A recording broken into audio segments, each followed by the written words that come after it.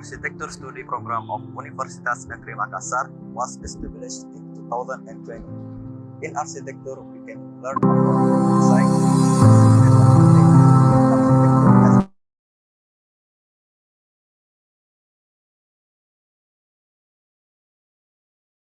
was established in 2020. In architecture, we can learn about design, architecture knowledge. The lecturers teach us architecture knowledge by giving or providing reading materials or books was established in 2020. In architecture, we can learn design. Studio as a place to do things that relate to learning architecture works. The studio makes students feel comfortable to learning architecture works because it is one of the places for architecture students that can easily exchange ideas with each other. The conclusion about the purpose of being an architecture student is to design our thinking ability and our creativity in building design and to improve human life, such as create a free and fun space for all activities in life.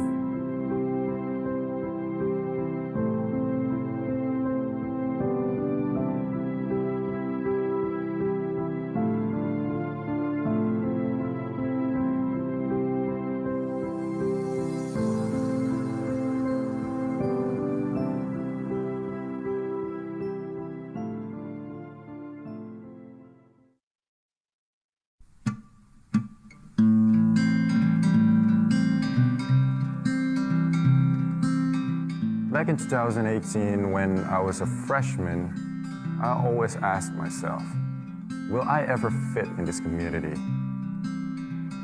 Because architecture is a hard thing to learn. You have to be in groups. Turns out, everyone is friendly. In fact, you can get a lot of friends in such a short amount of time. The lecturers are nice. They don't just give you the lecture. They want you to become what you want to be. There are labs, studios. One of the studios is studying about traditional architecture here in West Borneo, which I think is important that we know what we have. When you know what you have, you will know what you'll build, because identity is necessary. Once in a while, when I have free time, I'll visit the park located nearby. There's one place that I visit quite often, which is here, the library. There's a lot of people here, especially in the afternoon before the sunset.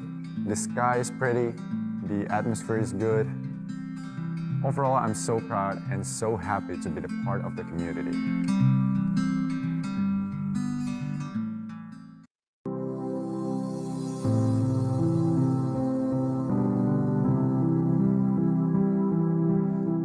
The Architecture Study Program of Universitas Negeri Makassar was established in 2020.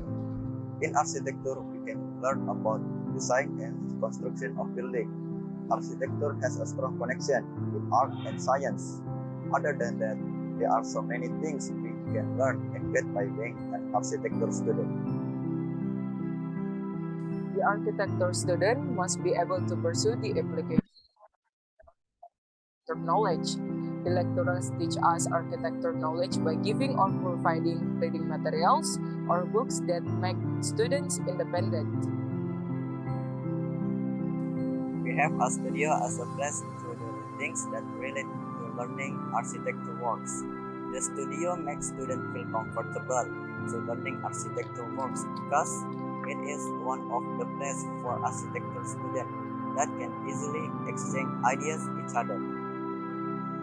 The conclusion about the purpose of being an architecture student is to design our thinking ability and our creativity in building design and to improve human life, such as create a free and fun space for all activities in life.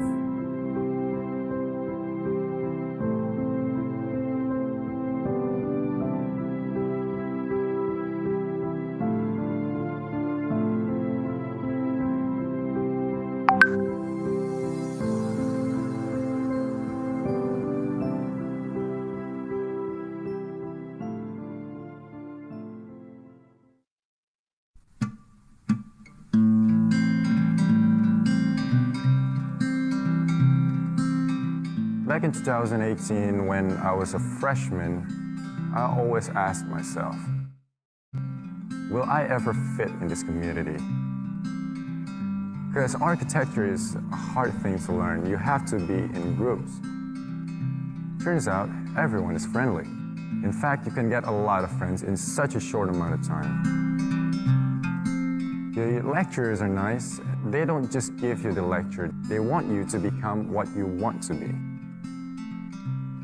There are labs, studios. One of the studios is studying about traditional architecture here in West Borneo, which I think is important that we know what we have. When you know what you have, you will know what you'll build, because identity is necessary. Once in a while, when I have free time, I'll visit the park located nearby.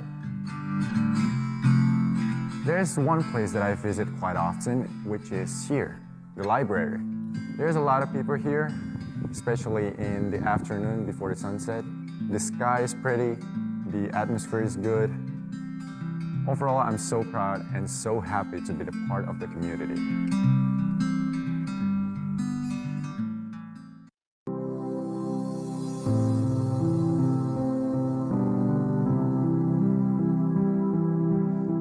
The Architecture Study Program of Universitas Negeri Makassar was established in 2020.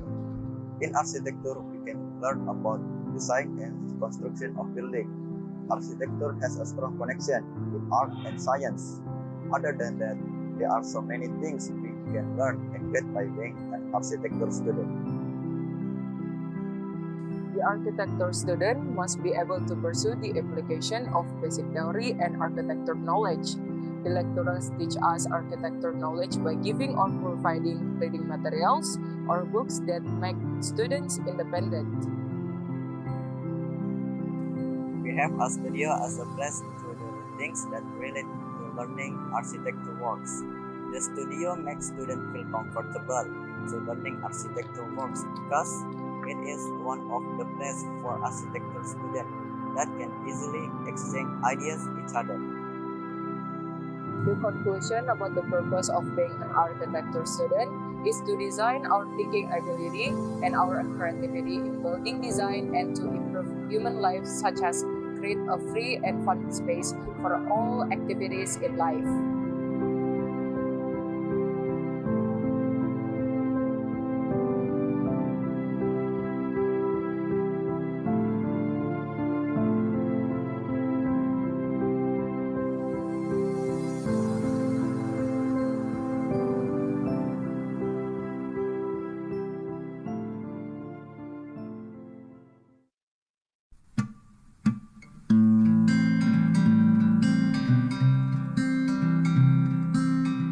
Back in 2018, when I was a freshman, I always asked myself, will I ever fit in this community? Because architecture is a hard thing to learn. You have to be in groups. Turns out, everyone is friendly. In fact, you can get a lot of friends in such a short amount of time. The lecturers are nice. They don't just give you the lecture. They want you to become what you want to be. There are labs, studios. One of the studios is studying about traditional architecture here in West Borneo, which I think is important that we know what we have. When you know what you have, you will know what you'll build, because identity is necessary. Once in a while, when I have free time, I'll visit the park located nearby. There's one place that I visit quite often, which is here, the library. There's a lot of people here, especially in the afternoon before the sunset. The sky is pretty, the atmosphere is good. Overall, I'm so proud and so happy to be the part of the community.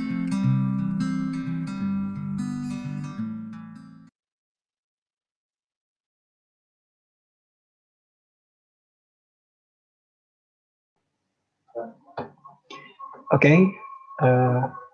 Hi everyone. May I have your attention, please? Our winner is about to begin. Thank you very much for preparing yourself to join our webinar. Assalamualaikum warahmatullahi wabarakatuh. Good morning, good afternoon, and good evening, depending on where you are. Welcome all of you to this international webinar on fourth session with the topic Structural Perspective Researchers to the Traditional Architecture in Asia, a study on Southeast Eastern Asia houses. This webinar organized by Universitas Negeri Makassar in collaboration with Universitas Tanjung Pura. Ladies and gentlemen, let me introduce myself. My name is Triamarta Wiranata from Universitas Negeri Makassar, the host of today's webinar. I'm very pleased to see you through attend even though on virtual media. May you always be healthy in the pandemic COVID-19 situation.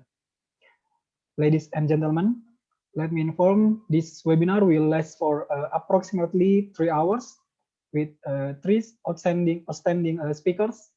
So please stay tuned until the end of the webinar. And also during the webinar, it's going on. I'd like everybody to fill out the attendance list through the link provided in the chat room. Okay, this webinar will be guided by Dr. Raja Nur Shahiza Raja Muhammad Yazid from University Malaysia Sarawak as the moderator for today's webinar. Hello, Doctor. Okay, without any further ado, to Dr. Shah, time is yours. Thank you so much to our Honorable Mr. Tri Amata. Thank you so much. So today I will be moderating the session. I think we can move forward directly to our first panel of today. So a little bit of information about our first panel. So Dr. Firza is a senior lecturer at the Department of Architecture in Universitas Riau. But at the same time, he's also the Vice Dean for Administration Affairs and Finance of the Faculty of Engineering. So we have a very notable person here today. A little bit of information, a little bit of education information of Dr. Fizal. He started off in 2000 as a graduate of Bachelor in Architecture in UGM Jogja. And afterward, he actually continues two of his master degree. So a master in engineering urban design in PPS UGM Jogja, the same university, and then he furthered another one in 2007. He was given Master of Technology Development Study SAPPK ITB Bandung. And then the final education journey that he had was as a PhD. So he obtained his PhD in 2015 in architecture in SAPL Newcastle University, UK. So again, we have a very notable person as our panel today. And he also involved in so many of cultural and heritage projects and teams, such as a cultural heritage expert team in TACB Riau Province, and also heritage building expert team, TABG CB Siak Regency. At the same time, he's also the principal at Arian Architect Research and Design.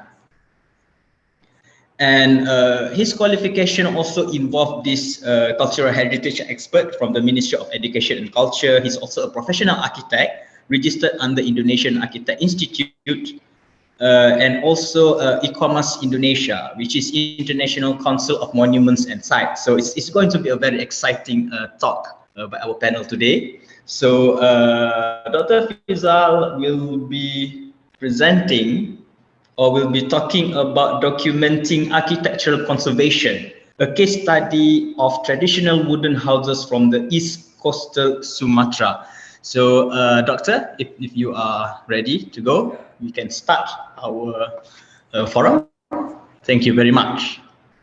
Okay, thank you, Mr. Raja. Are you hear me? Okay, let me share about my PowerPoint.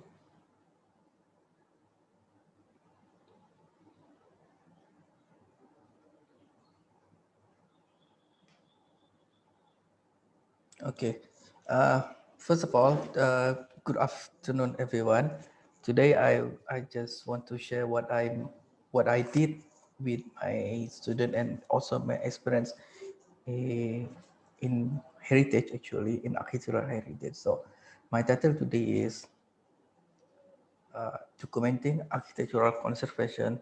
I will show about some case study more related with the traditional wooden houses from East Coastal Sumatra. So let me introduce myself. My name is Johannes Rizal. I'm working at University of Riau, Indonesia. So, so let me start with the first page. Okay, today we will talk about so actually only four things. What is a conservation in architecture, and what is understanding and principle in Indonesian context actually, and also about how I did the commenting on traditional wood house, and also what of a case example I give title learning by doing.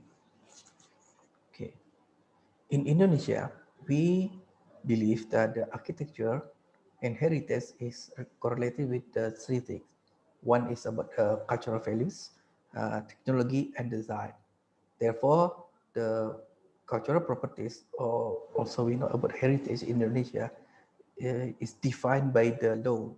That's why even though there's a very good potential as heritage, if not defined by the Indonesian law, we can conclude that an object of architecture, an object of heritage. For that, we also, another thing in Indonesia, we also have a cultural significance. This is the most important before we decide that something or some house become a heritage. Of course, all the meaning is just to strengthen the national identity. This is more like legal standing for everyone in Indonesia when we do heritage.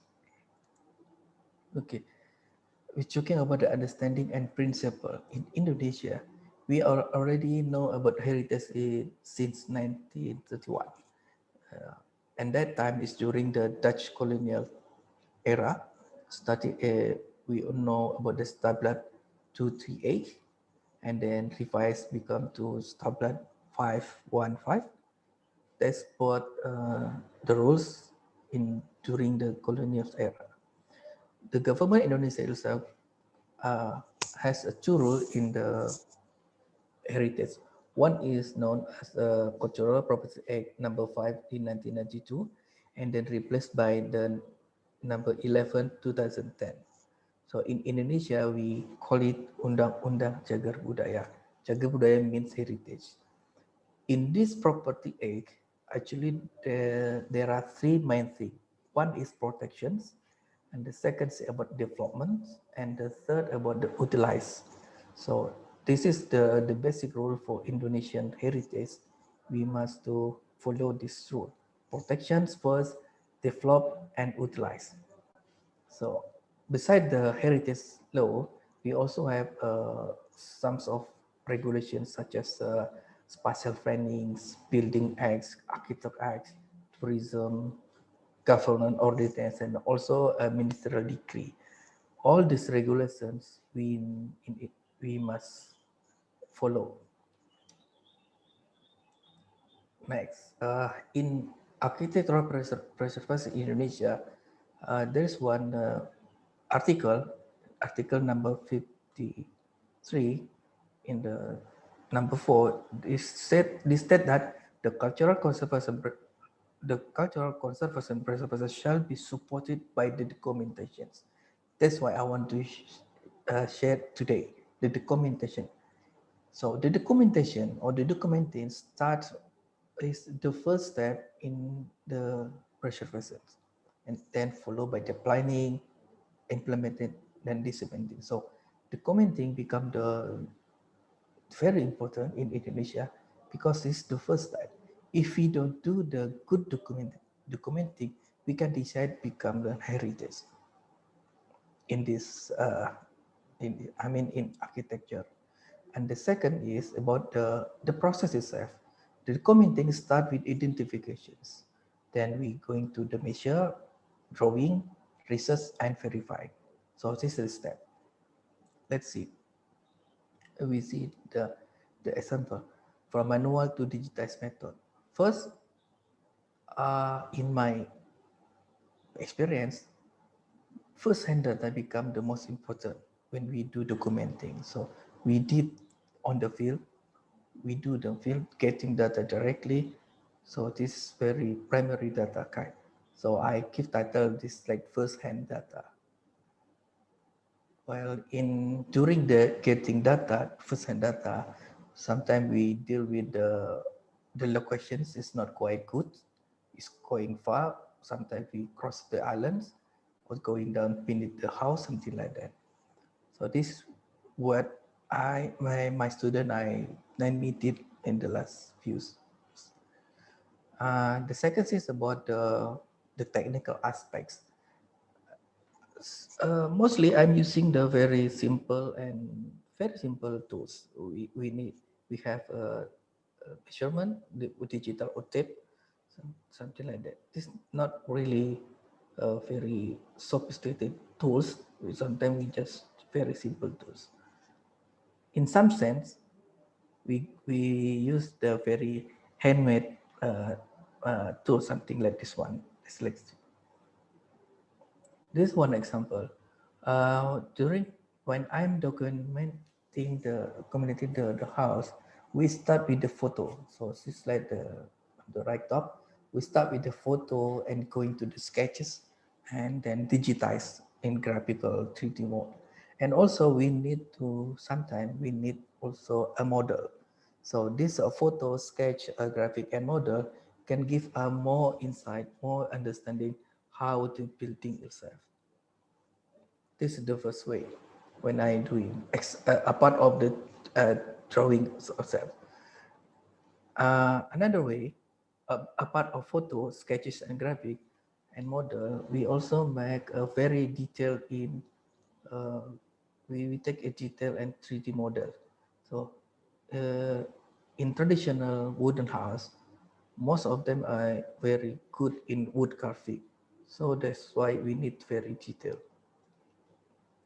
Another technique I'm using very only 2D, uh, two-dimension drawing using like as vectors is like AutoCAD, something like that. Also is start with the photo and going to first getting the data, primary data by survey, make a drawing, 3D and two-dimension drawing, and also graphic. This is like the basic standard how to documenting. Oops. And also, apart of the photo sketches and something like how I mentioned models, we need a visual documentation is important when we do like review what we did. Oh, this too loud. For example, this is Gunung Silent Palace in Kampa, Left Kampa. There, when my student and I did the documentation, we start with the photo, sketches, technical drawing, two-dimensional drawing, and also three-dimensional drawing. And by the end, we explain more with the very short video like this on the left. Okay. So we can, by the video, we can show how the process actually, how we can feel the the 3D actually. Okay, another way what I did is using the more rely on the software uh, image-based photogrammetry. In this photogrammetry, at least we need a camera, the SLR touch, tripod, and object. And also the most important is about the software photogrammetry. In this project, I'm using the MetaShape. So basically, we take a photo, a very technical photo, a lot of technical photo. In this project, I taking the detail of the wood carving. You see on the right below. So I'm looking for the wood carving type. So when I took the photo and put it in the software, and they can process. So the software is processed like started with the point clouds, like the left top point clouds going to the factor and depth and also become mass. And this on the right, we have a 3D detail of the photogrammetric model. So it's rotatable. You see this sphere here, so we can make it circling. So we can zoom in, zoom out, and we can rotate. So it's quite detailed when we see. So basically, the pictures, if image base is from point clouds to the tile model. This is just use a camera. Another way, uh, photogrammetry can use from the aerial point of view. In this project, I'm using a drone, very simple one, only drone, not not using any. So, but a bit slightly different how to get the photo. If you're using the image base, we just use image based camera, we just a frontal. But in using drone, we get a sphere, say like spiral like this one. See, this is the object, and we make take a picture around the object, and also in certain height. So we still need object, drone, software, of course the image. So see the result is something like this one. So this is the position of the camera, the drone actually above the object, and then we start with the, the wiring, something, and with the model in the left one. So from aerial image to put the software, we call a workflow, and we have the three model. So this one on the middle, you see the 3D model is rotatable. So you can see from side, front side, above, left, something like that. So it's like a live picture actually. So another way, I'm still using the photogrammetry, but in this project, I'm not, I'm just sorry, not in the wooden projects, but it's more like solid. I combine with the SLR camera, drone, and laser scanner. Of course, the result is very, very high in detail. But you know, when we use too many tools, we will consume the time and also power on the processing. So this is the process. On the left, I'm using the laser scanner. On the top, I'm using the combined with the drone and the camera. The middle is a result of the point clouds when they combine. Yes, these are. So three, the last sample is using a photogrammetric software. The most important part of we documenting technically, I mean, we also need to hear from the people actually. In much case, in many cases, when we drawing, we find something that not fit with our logic or very different. So the best way we ask for the people who live there. Like we can hear from them by storytelling, something like that. They make a story. We are here, we take a note or make a conversation, something like that, or just simple become a listener. It's okay. But in some sense, if we have chance, we can inform the dweller, help us. It's like informant. Like the example, they can inform directly. Okay. I put the desktop study is another way. Then we can you can call this searching a website source resource or Google something like that.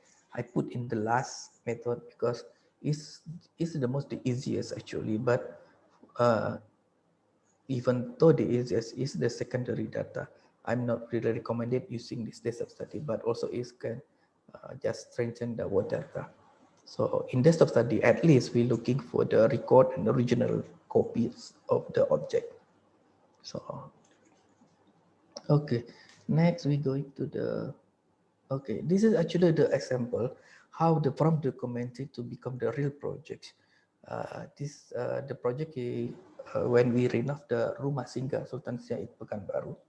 So I start with the house. This is a very traditional house. It's quite not too old. It's about 100 years old. Oh, okay. This is located in the actually in the city center, Pekanbaru City. This already pointed as a heritage building, but endangering by the new construction. You see the new endangering a new bridge. So and also about the decay and aging. The as I mentioned before, The documentation start with the drawing, the photo, and the model, and we can analyze dismantling the model. So we can explain what is attributing actually, the element, every element attributing. And we make, in drawing, we also make a detail based on the real situation. So we go to survey, it's not just photo and just measure, but also we going to deep to the looking at the real, for example, in this picture, the joinery, wood joinery, something like this. Then we get a model before we going to the real wood carving. On the construction, even though we get a good documenting, sometimes we make a little judgment. Some, for example, it is for the floor, we still get a tape and numbering, we coding, and then we get some suggestion using the how we use it, which how you start changing the floor, something like this one. When they execute it, where the workman they not get easy, they give an easy way to them to work because we already get a documenting and also the way how we work there. Okay, this happened in the real project. Even though we get good documentation, good preparation, is always there is a room for customize to improve something like that. So the worker they use they're ready to make the the wood joinery based on what they find when they're dismantling the construction. In some sense, we also get strengthened by put the plant metal in the construction. Of course, this is not the original, but this we need sometimes. Because this is the result of this project. So you see the before, the after the wood construction is full of decay and also not quite good. Today, in the last few years, the condition actually is quite good, and well, you see the good color also a good structure. Okay, from my short presentation, I just want to share that the traditional wooden house actually they have a characteristic very different. They get material, the joinery, the context, form something like that. So one is different to another. That's definitely. The second thing about the method in documenting, I think it is quite range methods. We just choose what we fit with us. That's why it will depend on the purpose and the object, and also the most also important is how we mastering the skill of the using the tools. This is important. And the last is I want to say that every architect documenting case is unique. So we can say that one project is same with another. No, every project for me is unique. Okay, moderator, I think this is just my short presentation today. I think I will back to you. Thank you. Thank you so much, Dr. Fizal. So that was very interesting to see that you've adapted that photogrammetry thing to this heritage architecture and all that. But for those who are attending this forum, please keep in mind that the questions you can ask now, but it will be answered at the end after all of our panels have presented their case or have presented their basically their presentation. But as a buffer, I need to ask Dr. Fizal regarding this conservation thing.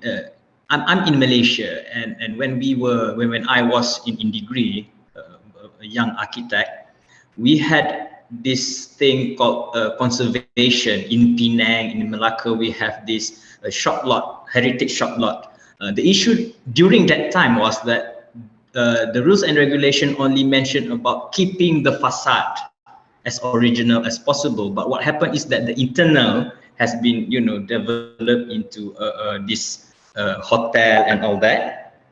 And some conservationists mentioned, no, that's not the purpose of conservationists.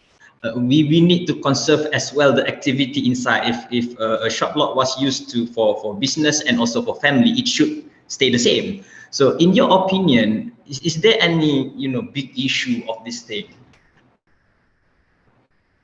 Sorry, in my opinion, we if we just want to keep back or to restore the building back as they before, as they were, I think we make a dead monument, dead monument. In fact, today we just in conservation, it's not just about the memories, not just about the not the old time, but the most important in the conservation actually how we can ensure they uh, can stand for next few years. So the issue actually is not the building actually based on my experience, but the economical thing, how they can survive the building. We can put the money every time to just preserve them. No, that's not the good reason. That's why when someone asks me about this similar question, I will just give the short answer. We trying to make a living museum. What is a living museum? They can survive by itself. That's you already mentioned that we can create a new activity inside the building. We can change actually the sense of the building, but in the same time we keep as much as the originality of the building. That's the same. If you use the same tone, I think it's not good a problem. That's my opinion.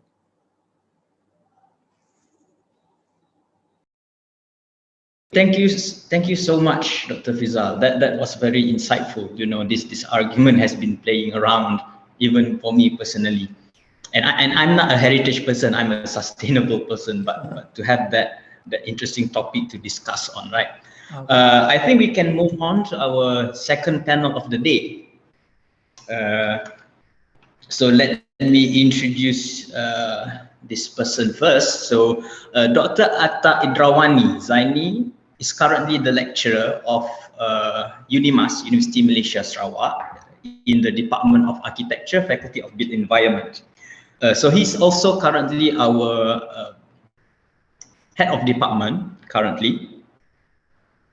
He holds a PhD in architecture, dissertation on architectural representation in virtual reality from University Technology, Malaysia UTM. Trained as an architect, his special interest in the linkage between media and architecture has not stopped him to expand his knowledge to other major interests of his. So basically, even though he's into this virtual reality, this media kind of thing, but he also likes to study about urban design and design history, with special emphasis on Borneo and Sarawak architecture in particular. So based on his topic today, also a quite interesting topic for me personally, preliminary theories on the lost architecture of Melanau tall longhouse design and its origin. So maybe just now we heard Dr. Fizal talk about conservation. Now maybe we can venture a bit more about the historical things of a heritage building. If you don't mind, Dr. Atta, I will give the floor to you. Thank you so much.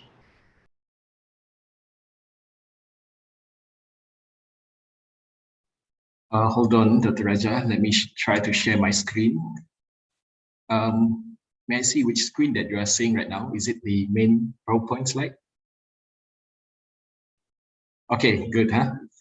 Okay, thank you very much. Assalamualaikum warahmatullahi wabarakatuh, and very good afternoon to everyone.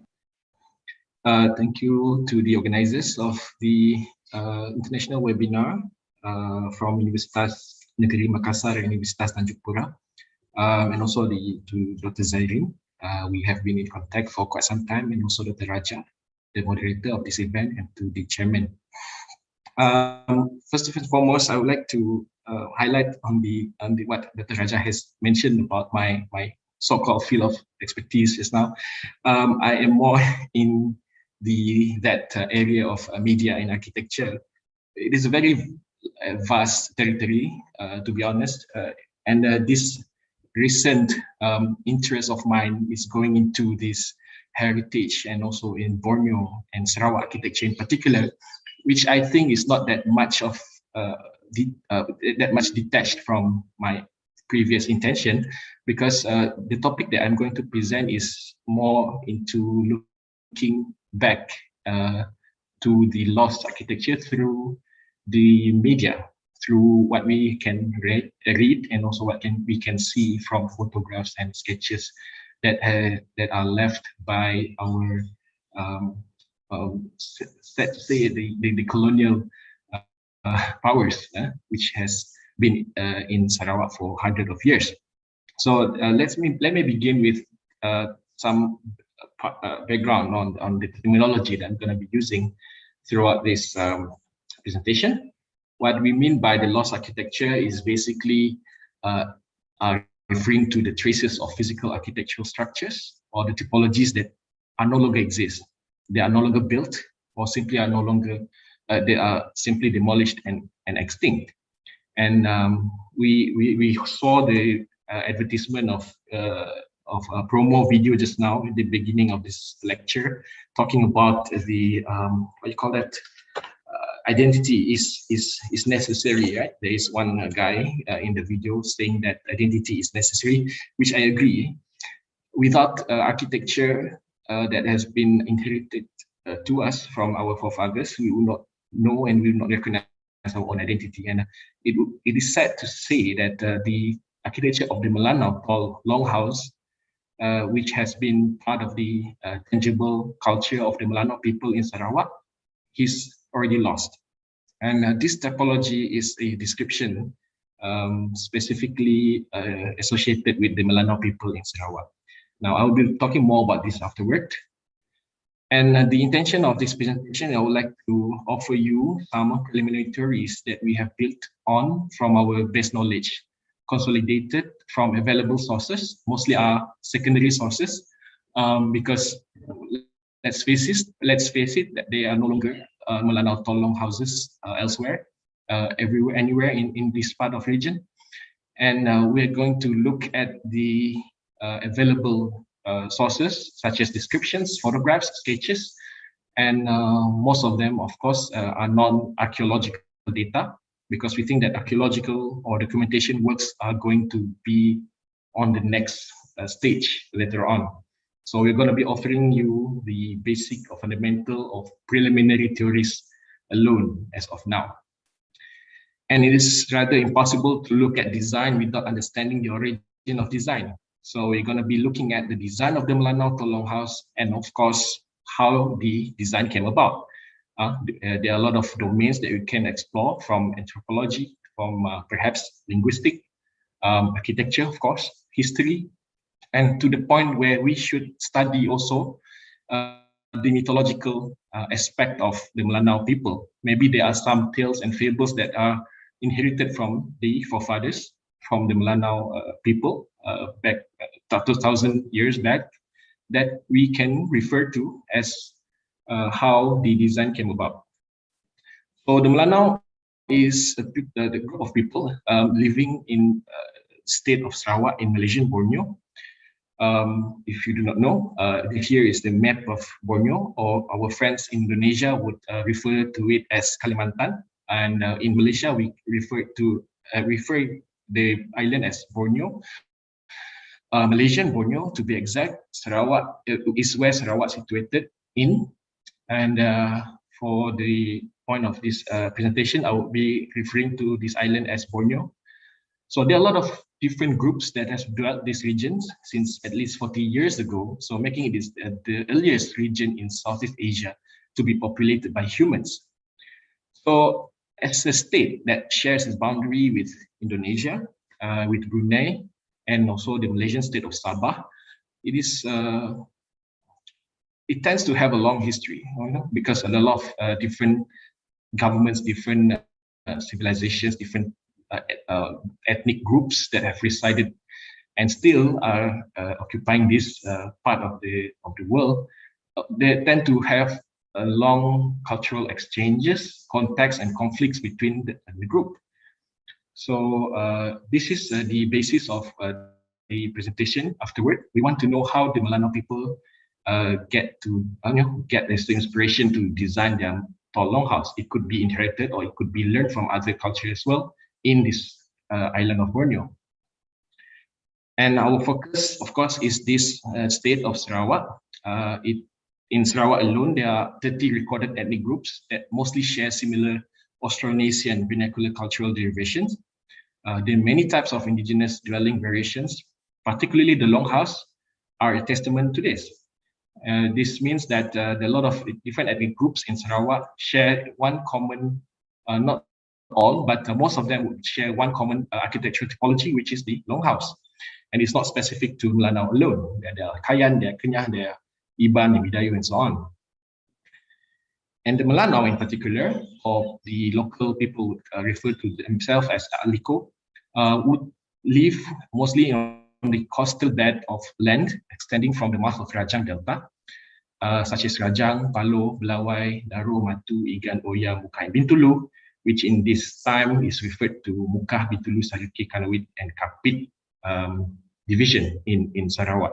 So the map here is a bit vague in terms of how it is being marked or lined, but there should be no actual map indicating the Melanau territory, but these are just going to show you where most of them are living in. So the major agricultural activities of the Melanau people are of sagu, palms, and rice cultivation. So the Melanau, according to some, is an exonym, and the name is being is an external label being imposed to them, introduced to them by the Bruneians and also the Western settlers. This is one of the theories that began to be widely used during the reign of Brooke. In fact, they have this habit of using the name Melanau as a convenient term to refer to these people dwelling in the coastal belt of Sarawak. But Professor Sanib Said proposed that the name Melanau may be a toponym. That means that the name is being inspired by the place where they have resided. So he theorized that the Melanau people came from the Kingdom of Melanau, which is now within the Kabupaten Malinau in Indonesia, in as early as the 14th century. And it happens to be that close within the region flows the river of Malinau. Now, we are not too sure whether this is related to the Melanau people, but if we are subscribing to this theory, then we can actually agree that the Melanau name is a toponym. So we can estimate from this the geographical reach of the Melanau people that led up to the coastal area of Muka. So the photo here is a showcase of a dance by the Melanau people in Sarawak Cultural Village, one of the, I think, most popular tourist destination when it comes to Sarawak. They will be presented with such nice dances by the Melanau people. And here are some photos of the people of Melanau in Sarawak having their good times during Pesta Kaul and wearing their traditional attires. Sadly, the tall longhouse that are belonging to the Melanau people have been lost. It's no longer here because partly during the 15th century, most of the Melanau people, who are currently 75% of them, have converted to Islam, which is an event that has changed their socio-cultural behavior and also lifestyle, which they now prefer to live in Malay-like individual houses. So it happens to be that there are no longer requirement for them to live in such long houses, because to cultivate 200 and 300 fully grown trees to construct, because these billion or ironwood trees are the main ingredient or the main material for the main structure or the main post of this house. So it is very much tedious to maintain or to sustain that kind of a typology. And in 1880, that longhouses was a burden to maintain and impossible to keep on its scale. How big it is and how tall it is, I'll be talking about this afterward. And also why it was built in such a tall fashion was because there are a lot of raidings and also attacks from pirates and from other ethnic groups. And eventually after quite some time, that attacks and raids have been banned by the government of the Brooke government, and eventually it was abandoned. The last structure was reported to be abandoned in 1942 after the Japanese raided Sarawak. So this is according to Morris. Now it has left to ruin, and no way can be found today. So the left map here shows the one that had been constructed in Medong in 1885. There are three houses And it is not only in Bedong, there are a lot of other type of Melanau tall longhouses constructed throughout that part of Sarawak. Now, there is also another issue of museumification. And Dr. Yohanes has mentioned just now about living museums. It is a double-edged sword to me that on one hand, we can get to see this lost architecture are being utilized and being presented to people who do not know how it looked like. But on the other hand, it somehow serve as a manufactured truth. You know, people in our generation and the next generation would only consume this and treat this to be the typology of Melanau people without actually knowing how it looked like actually back then. So there is a question of authenticity. There's a question of originality. And the photo that I'm showing you here is a Melanau tall longhouse presented in Sarawak Cultural Village, which is the popular tourist destination. It becomes a novelty exhibit for foreign visitors' consumption. It is superficially packaged and conveniently categorized to contrast them with other ethnic groups in the village for the sake of profit making. So the characters of an ethnic groups are often portrayed through simplified representation to make it friendly to the people who come over to that place.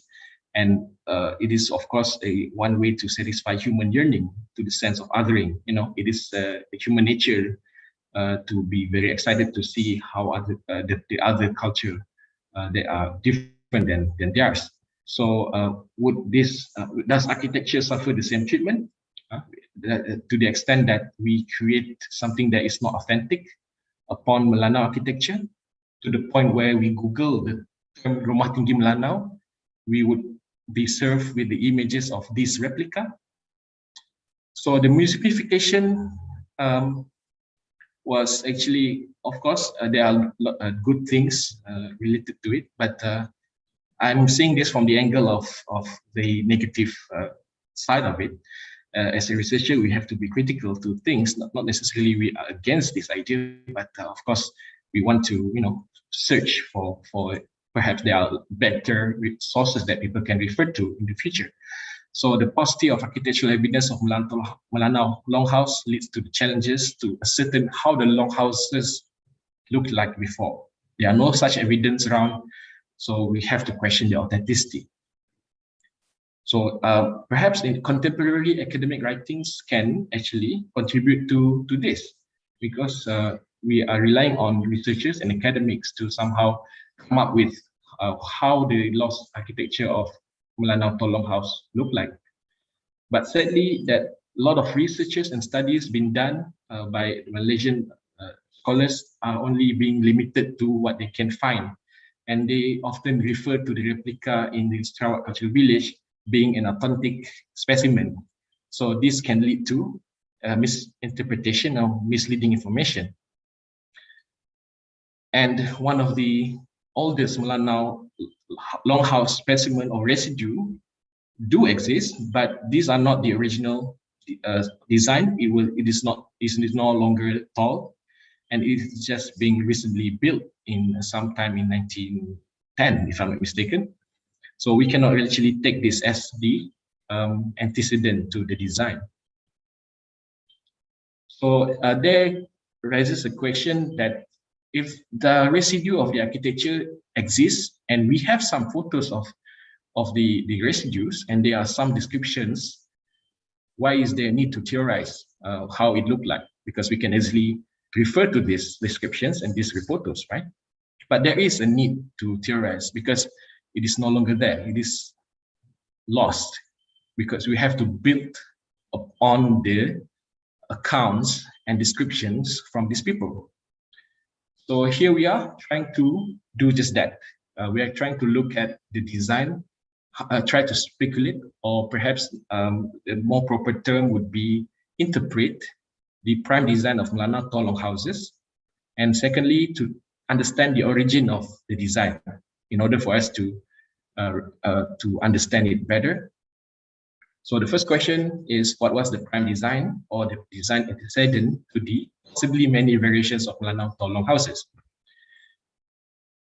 For most accounts that we have found in the books and reports describe the longhouses to be of 35 feet to 40 feet, as mentioned by Lowe and Spencer St. John, as cited in Rose, and also Vigors. In fact, one account has reported it was built much taller, up until 50 feet from the ground, and measuring of about 300 feet in width.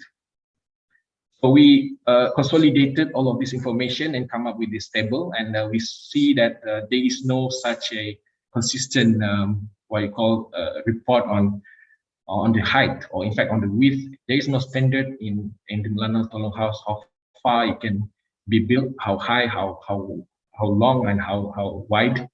But the common theme is that these are all tall structures, and they are all built with using Belian, and some of them are very, very wide and very, very tall. So to give you some idea how tall is 40 feet of an original Melanau tall longhouse. So here is a 20 feet shipping container that you always see, and we stack it on top of each other, and that is the height of 40 feet. Compared to the replica of the Melanau tall longhouse in Sarawak Cultural Village, and compared to the hypothesis of ours on the right-hand side, we can see that it is much taller. And why do we not know this before? Perhaps we should be celebrating or embracing this as part of our architectural heritage.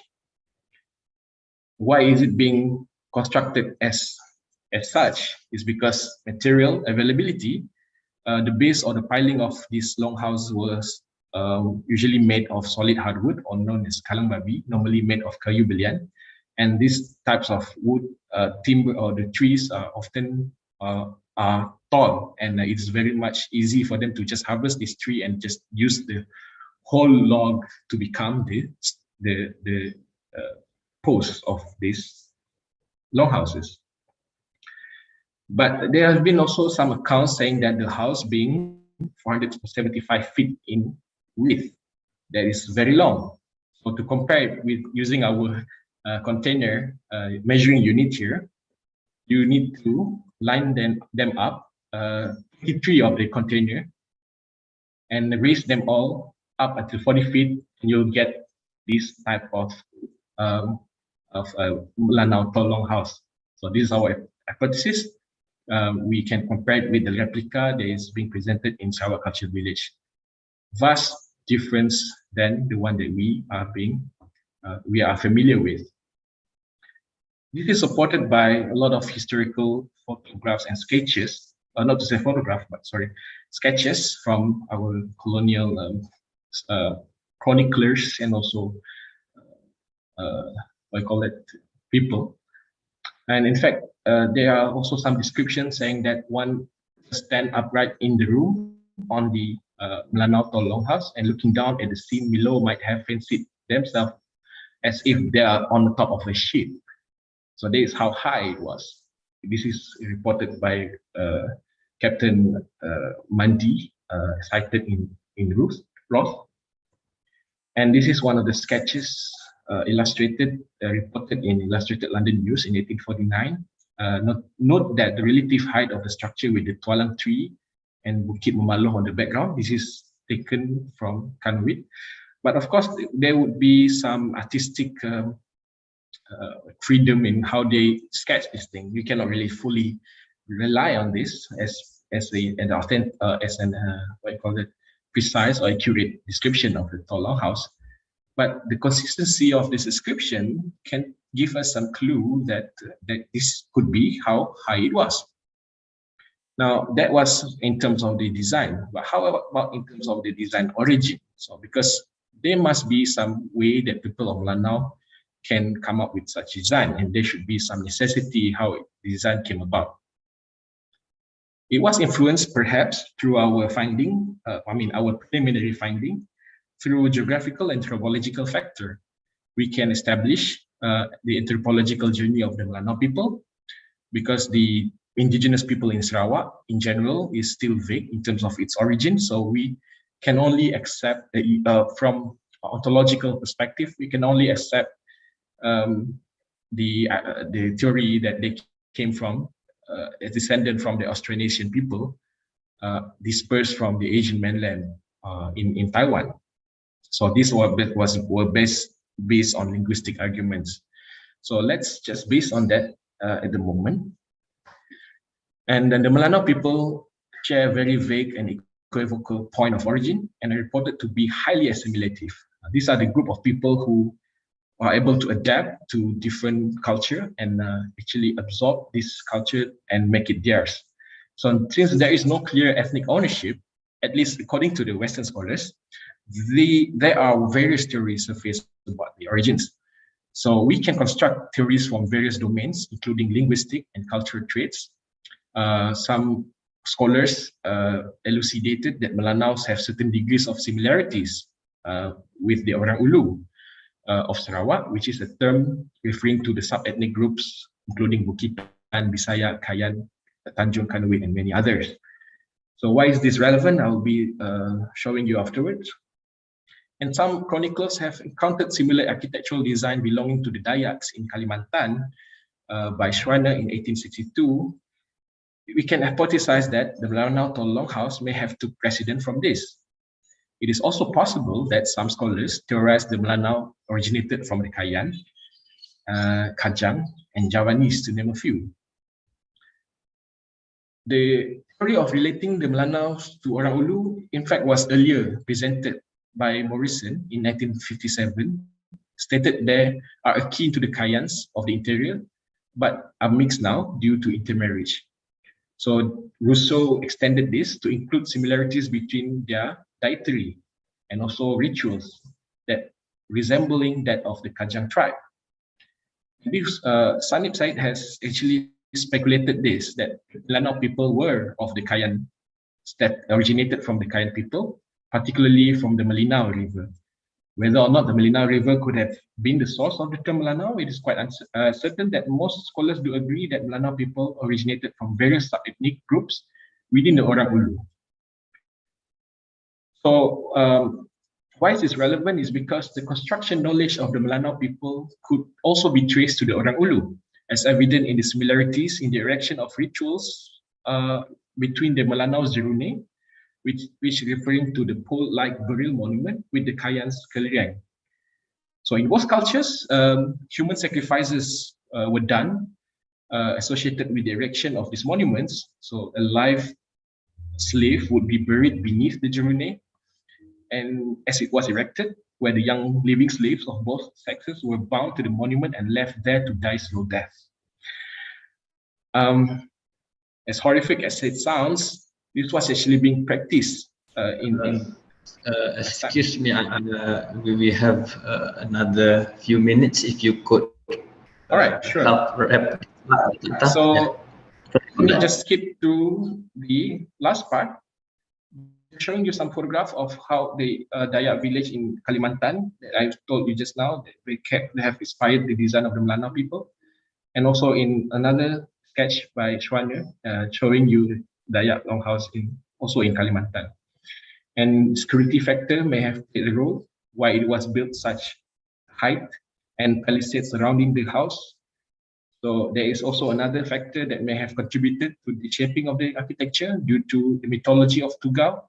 It was said that the Tugau was the source of their customary law, and by using this, they came up with using the tales of Tugau, that which has described how it should be built, and we come up with another design from using Tugau mythology. It was much higher than our own hypothesis.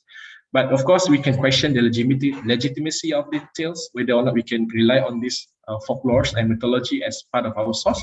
But it's worth to look at, right? I have my own timer. So yeah, in conclusion, we posit a theory that Melanau Tol Longhouse may not just be one collective universal culture, but enjoy themselves being varying degrees of diversity and so on. So in future, we hope to see that perhaps we can look into how the Korowai people, maybe you can give a clue, maybe there are some similarity in terms of technology. We do not know yet.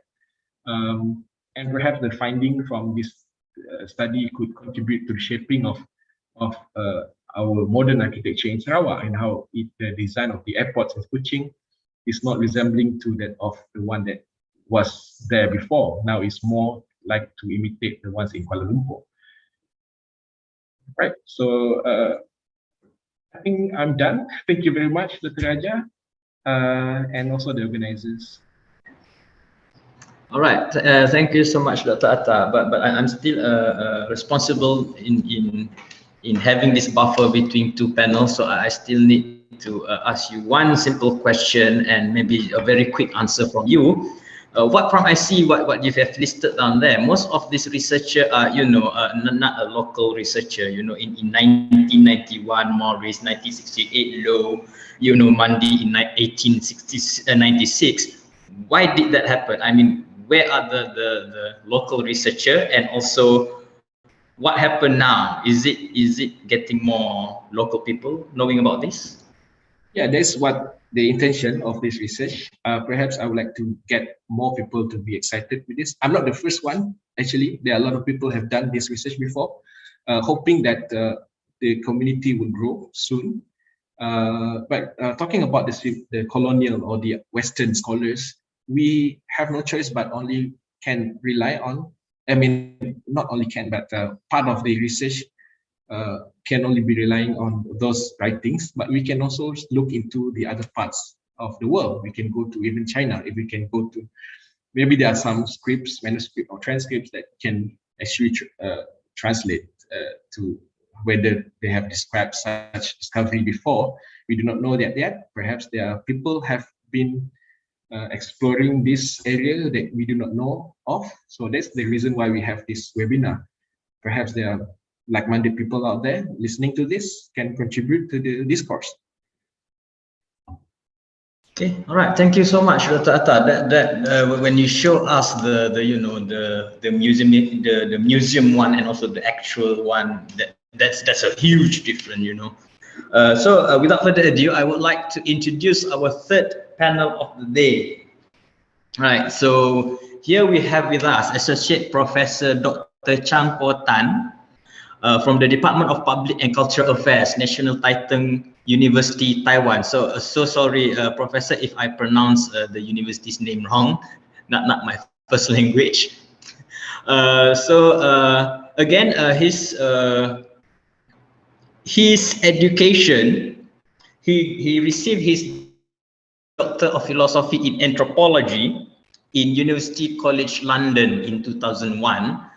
And of course, the title that he had was Mediated Devotion, Tradition and Christianity among the Paiwan of Taiwan Committee. That was his PhD. He also did his Master of Arts in Anthropology, more towards on house hierarchy and the concept of the person, case study of Taiwan village in Eastern Taiwan. That was in 1992, National Taiwan University.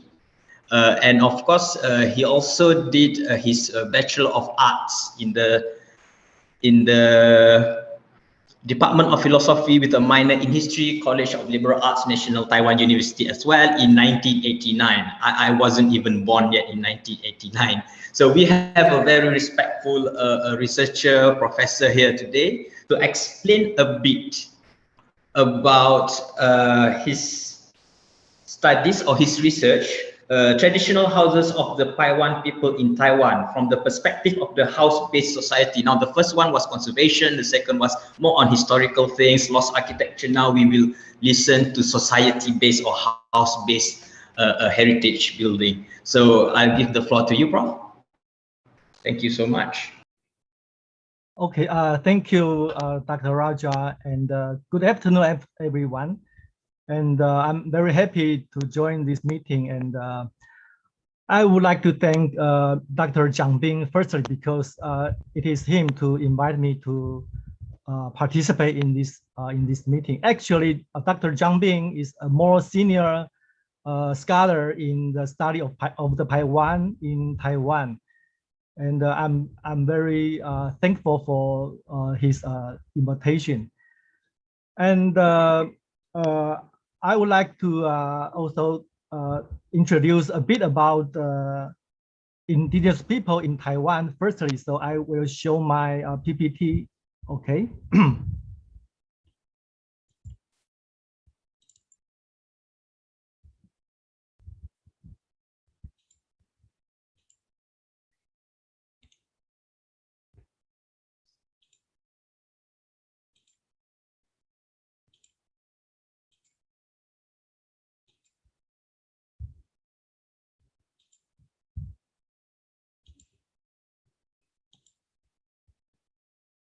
Um, Do you need me to share it, Prof? I can. Maybe someone can help me. I'm not. Yeah, sure. Using Zoom. Okay. I'll open it for you. No problem on that. Mm-hmm.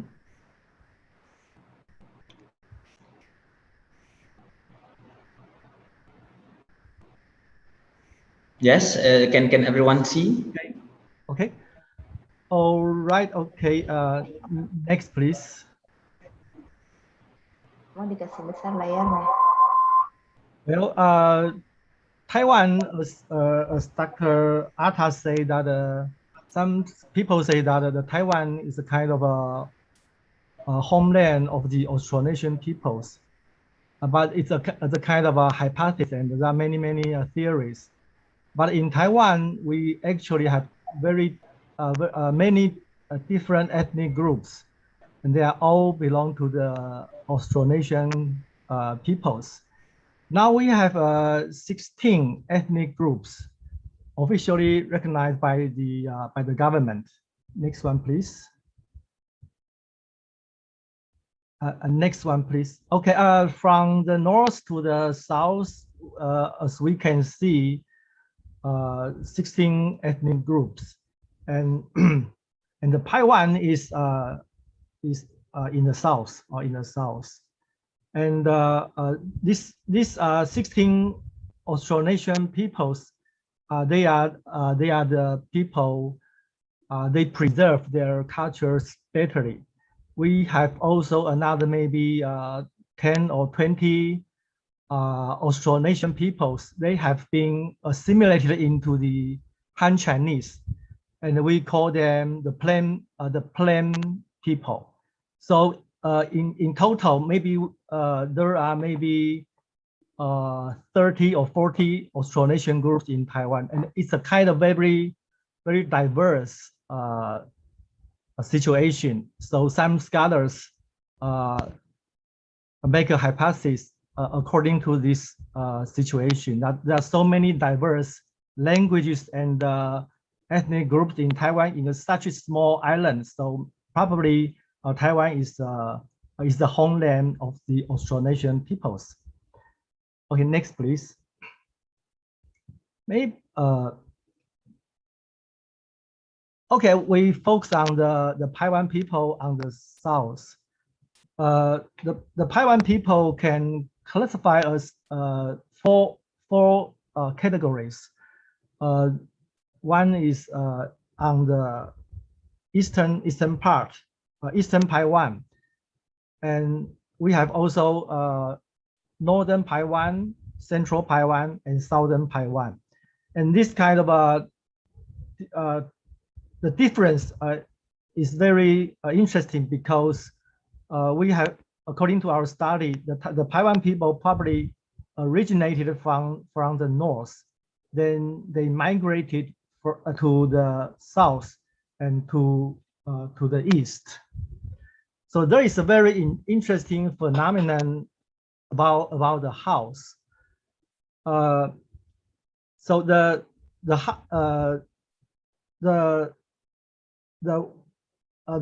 work hard in the northern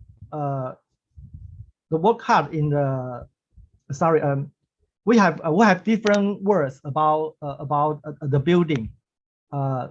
There is a term is about the house. We call umak, a house for living people, house umak. And we have another term called tabao. Dabao is a kind of a working hut for workers, for hunting or for doing farming. We call dabao. We have the third term called ruban. Ruban is a kind of a tomb or the grave, And these three different buildings, they have a connection. So, for example, the house, the umak in the northern Taiwan, they will be called the grave or the tomb for the southern Taiwan, and the umak in the south will be called the dabao for the central Taiwan. So this is a kind of a connection between different buildings is very interesting, and we can see from the distribution of the Taiwan people in different areas. Okay, next please. Okay, we can have a look at the traditional houses. Actually, traditional houses are still preserved in Taiwan, and we have some traditional villages. We can see a kind of traditional settlements, and the preservation is quite good. And this is an example in Pingtung County in southwest Taiwan, and we can see some characteristics of the traditional houses that they are built by the stone slate. So we can see the roof, and we can see the courtyard. They are all made by the stone slates. And also we can see door, windows, and also we can see a kind of a very tall stone slates in front of the house. Probably it's a kind of a mark for the chiefs or for the nobles. Okay, next please. And this one, we can see, have a closer look. We can see the roof and the door and the window, and also a kind of a chair, a stone chair in front of the in front of the courtyard. Okay, next please. Oh, also concerning the issue of reconstruction, now the Taiwan people, they are very interested in preserve their traditional houses. So they have some projects to reconstruct their traditional houses. And there are also some projects to teach the youth or the children how to build the traditional houses. And this is a picture to show that some adults are making the traditional houses. Okay, next please. Okay, we can have a look at inside the house.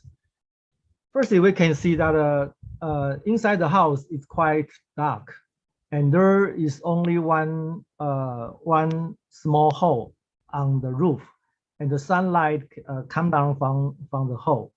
So inside the house is quite dark, and it's very, and it has a meaning, and I will discuss this later. And also we can see there are many objects in the house. For example, potteries and some tools, and also some animal bones.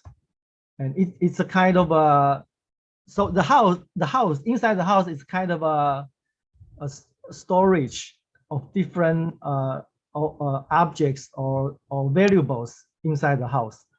Especially for the chiefly house, for the noble house, they will have many valuables inside the house. Okay, next please. And from this picture, we can see the beds, and some tools, some farming tools inside the house, and some carvings also. And these carvings, we can see it's very long, and the carving is also very important, especially for the chiefly house. Okay, next, please. Okay, this picture we can see on the back of the house, we can see an area that with some potteries. And this is a very important place in the house called Davi, and it's very important for gift offering. And I will discuss later. Okay, next, please. All right, we have some students doing architecture. They have done some very good studies, and they draw the floor plan of each house and discuss how to build the house and what's the material. So we have many research data to understand traditional houses of the Taiwan. And I just give two examples. The one is the commoner's house, and the second one is the chiefly house. And the structure of the two houses are very similar, very similar. So we can use some kind of explanation. The above, please. The above one, please.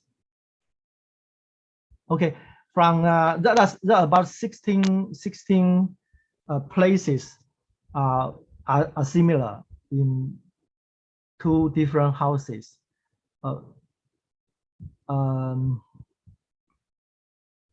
Okay, the first one is the living room, and the second one is called Luvan. Luvan is very important. It's a kind of a cave, and they place the corpse, the dead persons inside the cave. So from this we can know that for traditional Taiwan, they put the dead inside the house. We call the inside burial. It's a very important phenomenon. And the third one is the hearse, and the fourth one is the bedroom, and the fifth one is the long stone slate for sitting, and also the sixth one is the bed, and the seventh is the granary of millet. Inside the traditional house, there are the granary of millet, and millet is also very important for the food, and also very important crop for the rituals. And the eighth one is called Davi. The Davi is an altar for offering. It's on the back of the house, and it's very sacred, and it's a taboo for children or for the strangers to be close to Davi. And also the nice place Buzayang Zayang is also very sacred. Is a passage in front of the Davi. And the 10th is the toilet and pig pen. So from this we can know that the Taiwan raise pigs under the house. So the pigs live with human beings together. Okay, the 11th place is the place for burying the placenta and the umbilical cord for the newborn babies. They will when a baby was born, they will bury the placenta on the 11th place, the corner, the right corner of the house. Okay, the 12th is tukas. Tukas is a very important part for the house because it's the post, the central post to support the house. And for the chiefly house, there are many carvings. There are many carvings humans or 100 pairs snakes. And these two kind of figures are representations of their ancestors. And for the commoner's house, on the central post, there are no carvings. Okay, the 13th are the door, and 14th the window, and the 15th the long stone slate outside the house, and the 16th is the courtyard. The courtyard is important part of the house because, as I have said, inside the house is very dark, and it's not convenient for women to weave or to do some homework. So usually men or women, they will do their work on the courtyard. Okay. Next, please.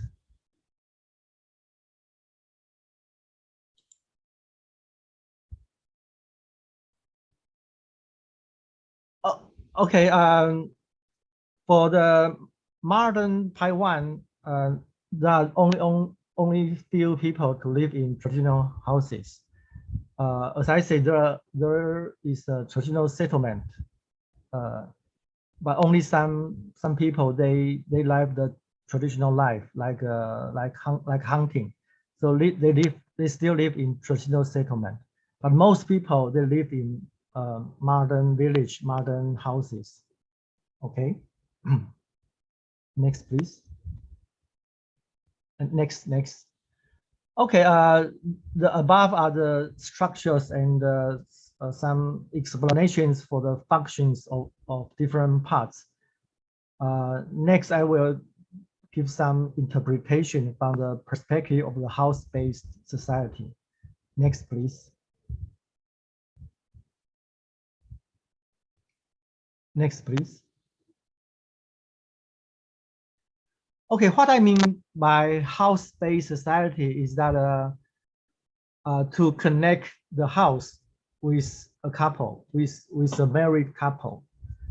As I know, as we know, the idea of the house-based society is proposed by Levi-Strauss, and in his discussion, house is a kind of it's like a kind of a moral person. It's the house has a name, has a property, and the people will preserve or keep the house. Just want to for the continuity of the house. But anthropologist Maurice Bloch he made another direction of interpretation for the house-based society. Maurice Bloch used the example in Madagascar, and he connect the house, the house building with the marriage of a couple. So from the so when we see the process of house building, we can see the house building begins from a couple, and when the marriage relationship become a more fixed or more stable, and the house become more concrete and become more have more property or become bigger. So it's a kind of a process. We can see the building of the house and the growth and the development of the house, and also the development of the marriage, the development of the husband and wife. Sorry to disturb you. You have another 5 minutes, if you don't mind. All right, thank you. Okay, next, please.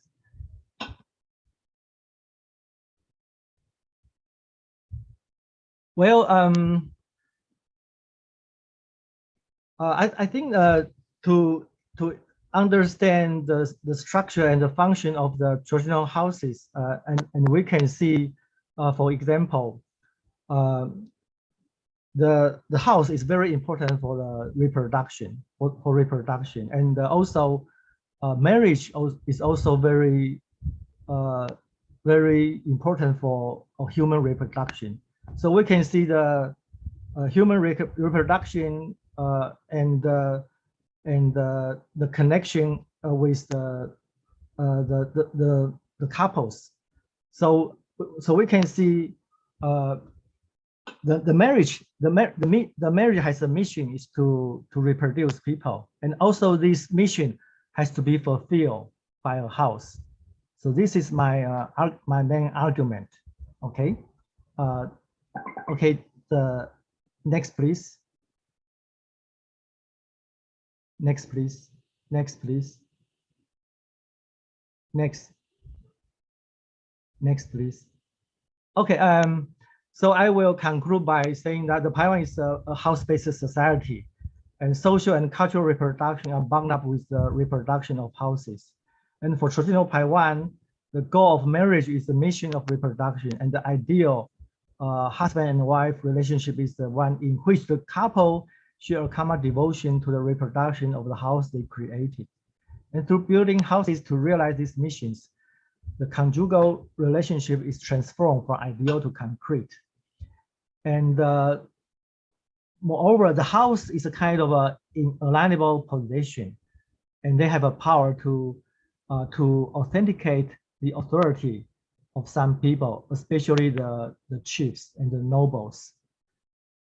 Okay, this is my present today. Thank you, everyone.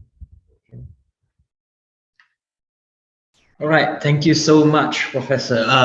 So that's a very interesting thing to know, because every country has their own, heritage building, traditional building, even in Malaysia, in Indonesia, right? As unique as human being itself, we have typologies of buildings, which because of our culture, our behavior, our climate, that thing makes it unique. But my question to you, Prof, nowadays we are being, doctrinated or being marketed this so-called modern design, where most of the buildings now are just, very simplistic, very straightforward. Does this movement of so-called modern buildings, modern houses, will kill our culture and heritage one day? What do you think, Prof? Well, I think because the Taiwan has experienced many change, many different kind of social change, and because the Taiwan is the kind of a minority group in Taiwan, so their culture will be influenced by the majority group or by the dominant groups. For example, when Japanese colonized Taiwan, they forced many indigenous people, including the Taiwan, to move from mountains to the plain area. So the environment changed, and for example, the use of the stone slates, it will be difficult to collect the stone slate. It's a kind of a very hard job. So in traditional time, we can see the chiefly house will be bigger because the chief can hire many people to collect the stone slates, to collect the material, and also the long wood. But when the Taiwan moved to another kind of environment, the materials will be difficult to collect. So so in around 1920s or 1930s, when Japanese colonized Taiwan, the traditional architecture, the traditional houses of all indigenous groups are changed.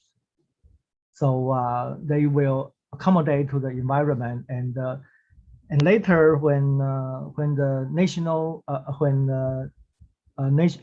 government came, and the KMT came, when they dominate Taiwan, and they use the modern materials, and also the Taiwan are influenced by Han Chinese architectural styles. So actually, today we walk into the settlements of the Taiwan.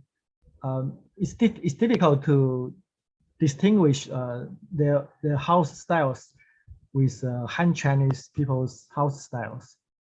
I think it's a kind of a change, but there is one thing is very the Taiwan still very important. That is that they will put carvings.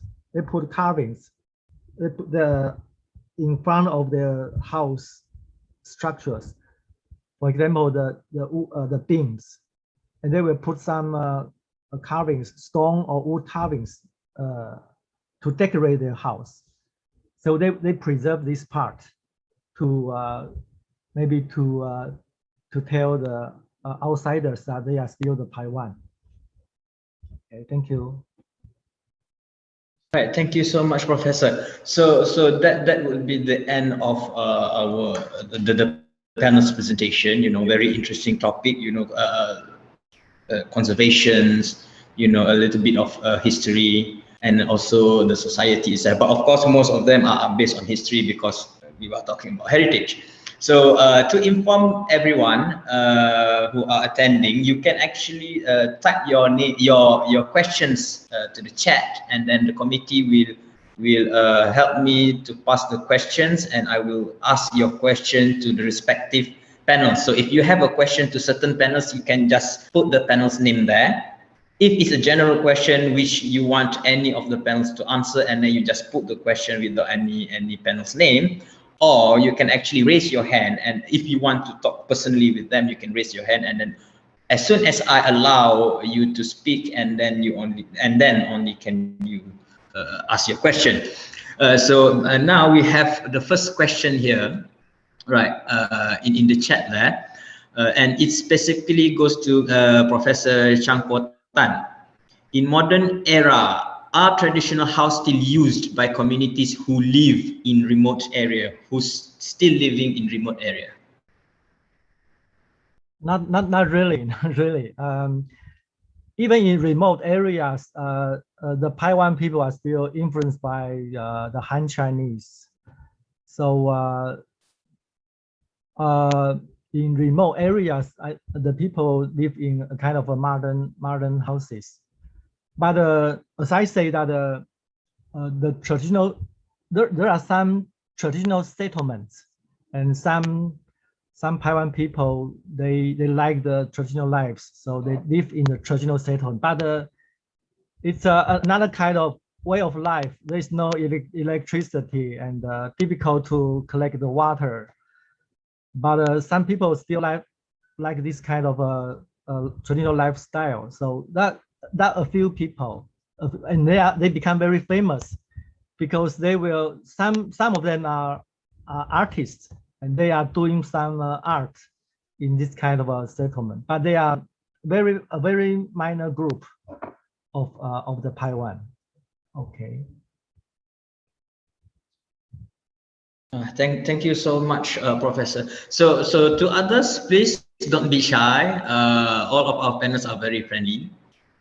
Some of them I know them, so they won't get mad or bite you. All right, so another question to Professor Tan. You are a very famous person today, Professor. People keep asking questions to you. So what are the basis of house and settlement special orientation? That is the first question. And the second question is regarding relationship of the house with marriage. How is gender expressed in the house, and what element represents the womb? Okay, orientation and I think I will answer firstly about the gender. Okay, the gender, actually there are no very clear distinction in concerning the house, because the Taiwan is a kind of a more equal society for men and women. So women can become chiefs. They become the they can be responsible for the house, and sometimes men will be married into the house because this woman she is the firstborn child. So the firstborn child, he or she can inherit the house, inherit the property. So basically, the Taiwan is a very equal in terms of the gender relationship. So we cannot see different distinction between, for example, the difference about the beds, about different areas inside the house. Yeah, so it's not very clear. Okay, but basically, women are normally associated with the house. So we can see more often women will doing homework, doing weaving in the courtyard, and men normally they will come far away from the house. I think it's very normal situation in human societies. And also the orientation. Sorry, can you say again the question about orientation? Oh, can you say again, Dr. Raja? Sorry, what are the basis of house and settlement spatial orientation? Spatial orientation? Spatial orientation, S-P-A-T-I-A-L, spatial orientation. There is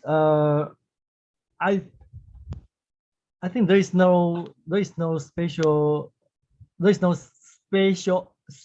orientation concerning the house, but I think because the traditional house normally they were located on the mountain, so they will find a place suitable to construct the house, and they are concerned about the water resources, and also the safety to protect the people.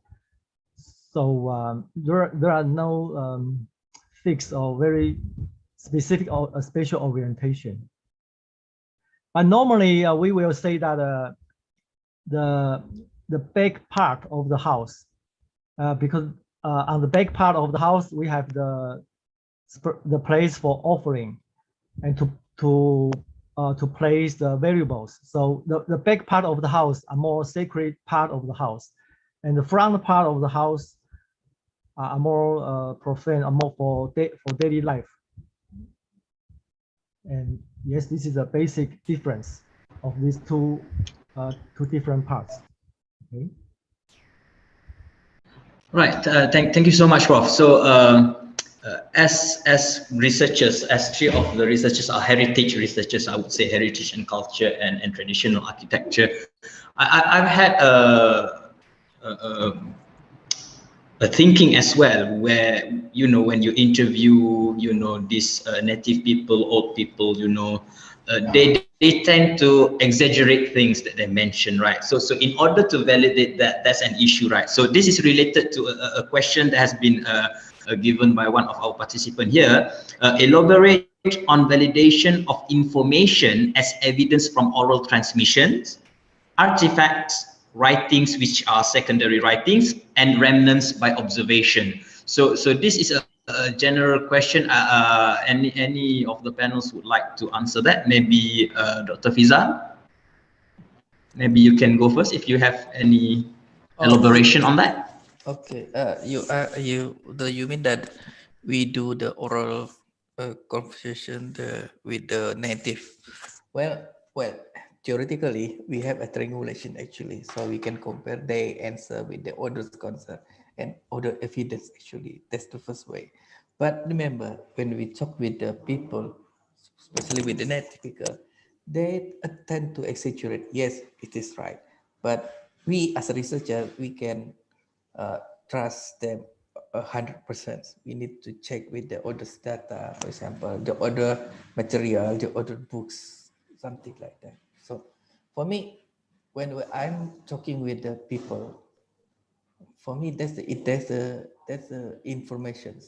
It's not the real data, even though that the real primary data. Because before we check what they said, we can believe everything. This is the basic thing for me. So Because you mentioned about exaggerated. Yes, even the books itself can exaggerate it, not just overall. That's my question. That's my answer. Thank you so much, Dr. Fizal. I think Dr. Atta, maybe you can also answer this question, since that your presentation just now is referring to all books, all research and all that, right? How do you actually elaborate? How do you actually validate this information as evidence? You know, oral transmission, artifacts, writings, remnants, or observations. The question was elaborate on validation of information as evidence from oral.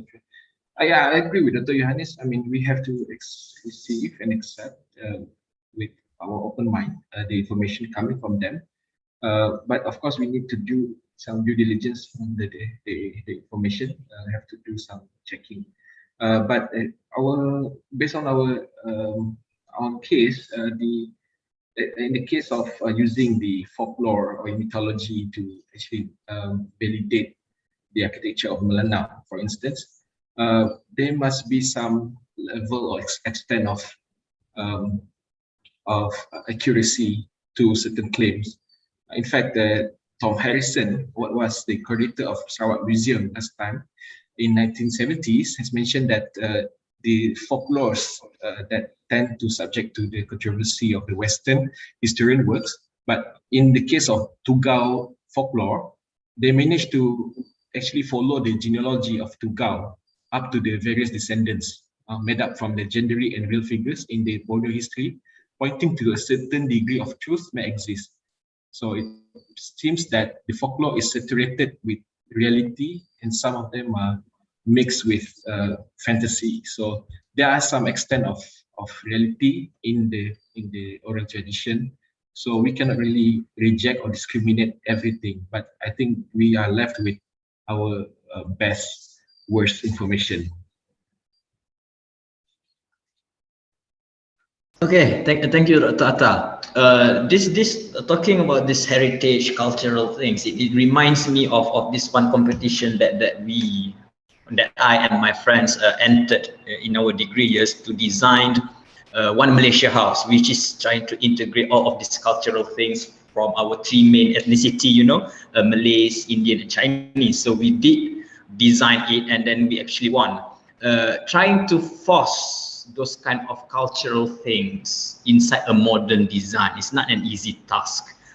You know, you're trying to satisfy these three ethnicity and their religion and their culture and all that. So referring to that, I would ask all of the panels that can you force these cultural things through architecture, especially modern architecture, or is it happen vice versa, meaning that the culture came first, and then after that the architecture came? Can we actually adapt that culture into modern buildings? And it's open to anyone, any one of the panels.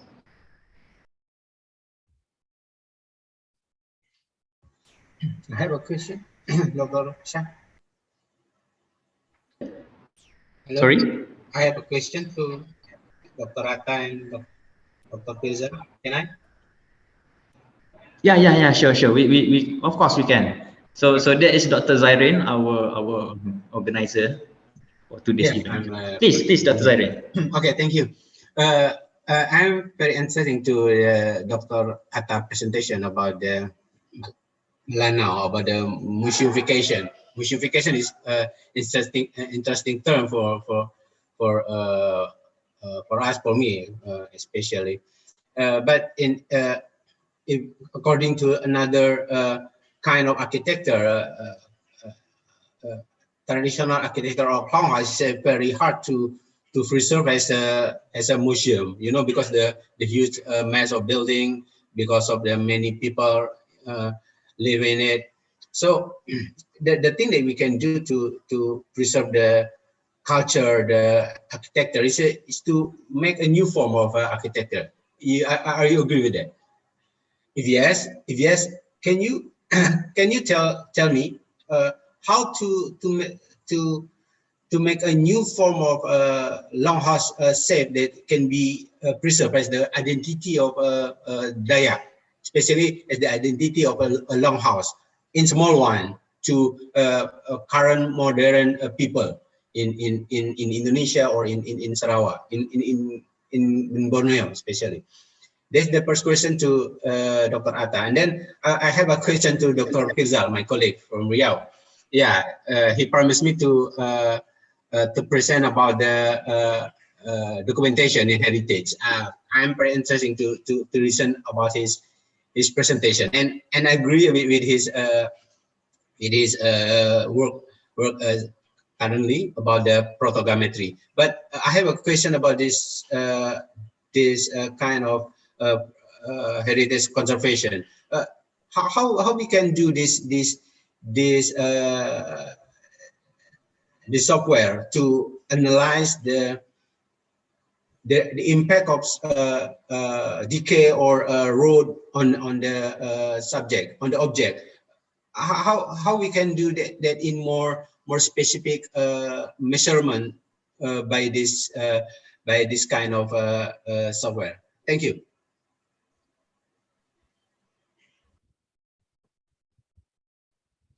Should I answer first, Dr. Raja? Dr. Zairin? Yes, you please. Okay. So the question by Dr. Zairin to me just now is regarding reusing the, if I'm not mistaken, the language of traditional architecture into modern program, right? So whether or not I agree to the idea or not. To a certain extent, I do. Actually, in order for us to preserve or conserve on that matter, the best option would be using the building in accordance to what it was, the first intention or first purpose of the building was made. But due to our changing lifestyle and the challenges brought on by a lot of things around us and our modern lifestyle today, we can't afford to do that. Similarly, we cannot really have such long houses being built in such traditional fashion anymore. So the Dayak Longhouse, taking as the Dayak Longhouse case study, we are seeing that a lot of new modern longhouses being built around Sarawak, but what are preserved are only the bit form and also the spatial arrangement of these houses. So even though they are all clad in modernized and polished envelope of modern architecture, but they still preserve that egalitarian lifestyle of the Dayak people. So I think there is also there's a second best option, which is, adapt the philosophy or the typology in a modernized context. To that extent, I agree. Thank you. So yeah, if you agree with that, because people try then to move from the long house to the single house. So when they move to a single house, they remain left the identity as the people of living in long house. Yeah. What is your opinion about it? Yeah, I that's why I say this now. If we can actually maintain the lifestyle of people like the Dayaks in Sarawak, the Dayak and also some of the Iban in particular, they still live in long houses but modernized, but they maintain the lifestyle of the traditional community egalitarian based community. But I am not too keen on, we cannot actually deny the fact that modernization is happening. Eventually, we have to a certain extent, succumb to that. But the next best thing is to educate. I think that's within our capacity as a researcher and academic, we have to educate. It is very much impossible for us to live the way our ancestors have lived before, but at least we have that some so-called epiphany within us to actually embrace something that we have lost, and perhaps we can come up with a future that is respecting our abandoned lifestyle before. So it's all about adapting to the modernity. That's my opinion, Dr. Zahri. Thank you. Yes. Thank you very much. That answer that Dr. Atta gave actually also answered the question that I gave earlier, which is the enforcement of cultural things into modern design. So it's either that you can go back and forth. I think Dr. Firzal, the second question from Dr. is for you. If Okay, you Dr. can. Zairin, I'm asking you a question. Okay, basically the photogrammetry we can use from the terrestrial, from the terrain in detail, even into the hardlines detail. Actually, it will depend the tools and the inquiry method you use. For example, you ask about decay routing. I think it is just if you can use say like the DSLR, the camera, you can capture the decay and the routing of the wood. There's in photogrammetry is quite easy actually. It will depend how many pictures you get, the angle and how the good or the proper technique, how to get the pictures. The more pictures, the more detail and the best you get the result at the end. So if you asking about can the photogrammetry capture decay, eroding, my answer is it quite easy for the program actually, because now people using the photogrammetry just looking for the crack of the structure, crack or the on the bridges, something like this, the heartland, very tiny. So yes, you can use the photogrammetry, but because it's a software, mastering skill is very required, because not just how you use the more picture, the more inquiry, the more the good tools you will use, but also it will consume time. For example, my picture, the last picture, I use about 600 pictures. And I mean, the last model I use 600 pictures, and I need almost 24 hours in rendering. So it will consume the time. So the more detail you want, it will consume the time. That's I just warn you that if you're looking just for the decade and root, yes, it is. You can. Also, I want to answer about the Rotoraja, talking about what was it? The how to change to the modern. Is it? Okay. For me, after years, and when we want to say recreating the something from the past, I think that's not quite fit for the today's. I think, but in traditional architecture, the most important that we bring to the forward is say like that the principles, the value, and the spirit of the traditional itself, not just the physical thing.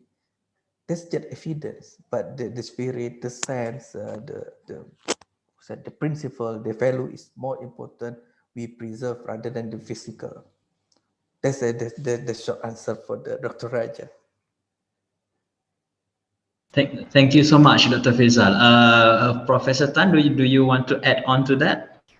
If not, we can move on to the next question. Well, concerning the traditional architecture of the Taiwan, actually, I would like to add to that. There are some villages in more remote area. They will build a kind of houses. They copy the style, the forms of the traditional house, but they use the, you can say, the modern materials. So they will use the stone slates, and they will use the carvings, and they will put many potteries and glass beads and many valuables for the chiefly houses inside their house. So I will say that for some Taiwan, they live in a kind of a mixture of modern and traditional way of life, and they will not distinguish specifically between modern or tradition, but they live a kind of life they like. And I think the traditional ideas is still very important. That is the emphasis on the house as a kind of very important property, and also for social identity. So when they have money, when they have resources, they will put many resources to build a house, and particularly to build like a traditional house, because for them the chiefs is still a kind of a respectable person, and the chiefs is kind of a respectable titles. So they will try to stimulate this kind of tradition, and it's also for the young people. Very interesting, in Taiwan, there are many young indigenous people. They like tradition. They like to revitalize tradition. For their parents, they are forced to be different from tradition. But for the next generation, they have a longing for tradition. So it's a very interesting development in Taiwan. Okay, can I answer a question about this one scholar to ask that how is gender expressed in the house and what element represent the womb? I will answer the question about the womb. For the Taiwan traditional house, the whole traditional house is like a womb. So there are many customs very interesting. When a woman is giving birth, when it becomes very difficult, and maybe there's a difficulty to give birth. They will break the house. They will disturb the house. So like to shake the house, and this kind of behavior is to think the house is like a womb. Also, miscarriage is very unfortunate thing for the Taiwan. They will abandon the house if a woman have miscarriage in the house. So I think that the house is just like a womb for the Taiwan. Okay. Okay, thank you so much, Prof. There's actually another question to you. I don't know whether this is related to the ones that you have answered just now, but is the room's orders of traditional house based on the gender? I think what this question is there any arrangements based on gender? I mean, like in Malay houses, we have the back houses usually for the ladies and for the women's of the house. Center part is the family area, and then the front part is for public area. So the men's usually at the front or at the middle of the house. So is there any similar things with Taiwan's traditional house?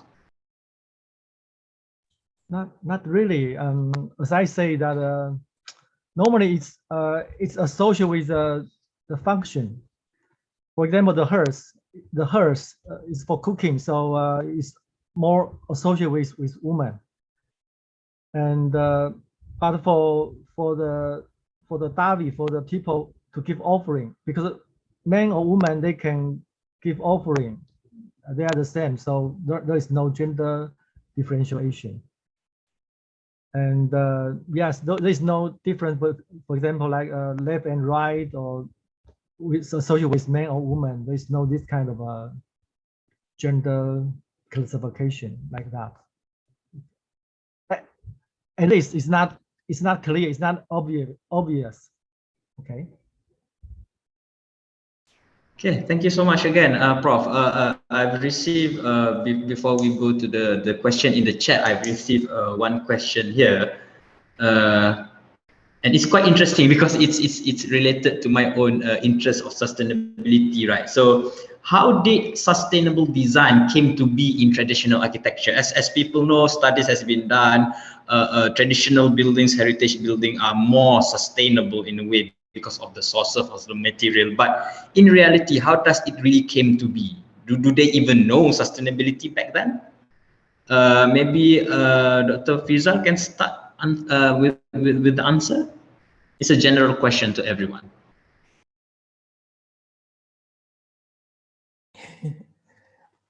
we will be talking about sustainability on architecture, especially in the traditional architecture. For the people who live in there, to be honest, they don't really care actually. What do they want to, they want a shelter, they want a home, they want something to keep their shed, something like that. The sustainability, even the conservation, is more from the outsider thought actually. We see the object, we want to preserve that. But for the people who live in it, it is not, well, in many cases, they don't care actually. This is the fact. But when we say this, your building has a value, you can preserve that. Maybe you can get some income by the preserve. They become interesting. So many approach when we do in sustainability in the traditional architecture. So well, well, that's why we need to educate them in some sense. But in much thing, they know what exactly fit with them. That's the answer, Dr. Raja. Okay, thank you so much, Dr. Fiza. Maybe Prof can add a few things on that. Prof Tan, if you would like to add the sustainability part of traditional houses or heritage houses, how does it came to be? Is it important for them? Um, I think it's still important. I will say that tradition is like a cultural property, and because in Taiwan, the past was influenced by many different governments, different colonial governments. So when people have the ability to revitalize the past, or to revitalize the tradition, they will capture this opportunity. So and especially the past is connected with the ancestors. And for the Taiwan and also for the Han Chinese as well, we are people very we worship ancestors, or at least we respect ancestors and we respect the past. So tradition is always a kind of important issue, I think, for the Taiwan or for many indigenous people. But also tradition is a kind of a construction, as we know, like the invention of tradition, or like the construction of a tradition. Tradition is always a kind of a search, a finding, as Dr. Atta said. Maybe the tradition was lost, but people try to find the past, try to have a connection with the past. And so it's a very important motive for many young indigenous people. They want to have the connection with the past. And also there is a kind of element of religion, because many indigenous people, they become Christians today. And Christianity is very different from traditional religion of the Taiwan or other indigenous peoples. And so many young people, they was born as a Christian. They was raised as a Christian, but when they grow up, they find that Christianity is not so attractive, or is not so relevant. So they try to find a connection with the past, with the traditional religion or traditional life. So we have every kind of revitalization, like a revitalization of shamanism, a revitalization of traditional organization, like age groups or age state, or revitalization of traditional architecture. Many movements. Yes, so I think it's very important. Tradition is very important for Taiwan, or for indigenous people in Taiwan. Yes. Okay, thank you so much, Prof. Maybe a question to Dr. Atta. I have one other question here, but I want to save that later. because I'm also trying to understand the question. I understand the question, but I can't answer the question. So I was wondering if you can answer it. But before we go to that question, I would like to ask Dr. Atta, as what you have presented just now, you know, the Malana house, they actually used the whole trunk of a tree. They just cut the top and then built the house on top of that trunk, as an image you've showed in your presentation slide. So my question now is that, since that kind of tree, as if I'm not mistaken, a banyan tree is quite scarce and really hard to get nowadays. So is it an actual statement when I say the scarcity or the death of certain natural resources actually kills the cultural and heritage architecture? What do you think, Dr. Atta? I thought it is the other way around. We are the one that's killing the nature. But anyway, yeah, I think one of the reasons was due to the scarcity of the materials. They are no longer available. In fact, banyan trees are often not grow in a single block. They are often separated, and it's very difficult for them to actually harvest this and actually plant this intentionally from scratch.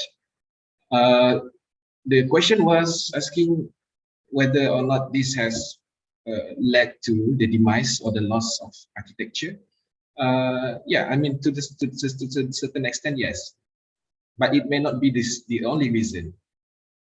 And eventually, we are aware that there is a need to go about materials that are more sustainable. Perhaps they do not call sustainability back then, but they think that it's much more easier to and much more sustainable to use.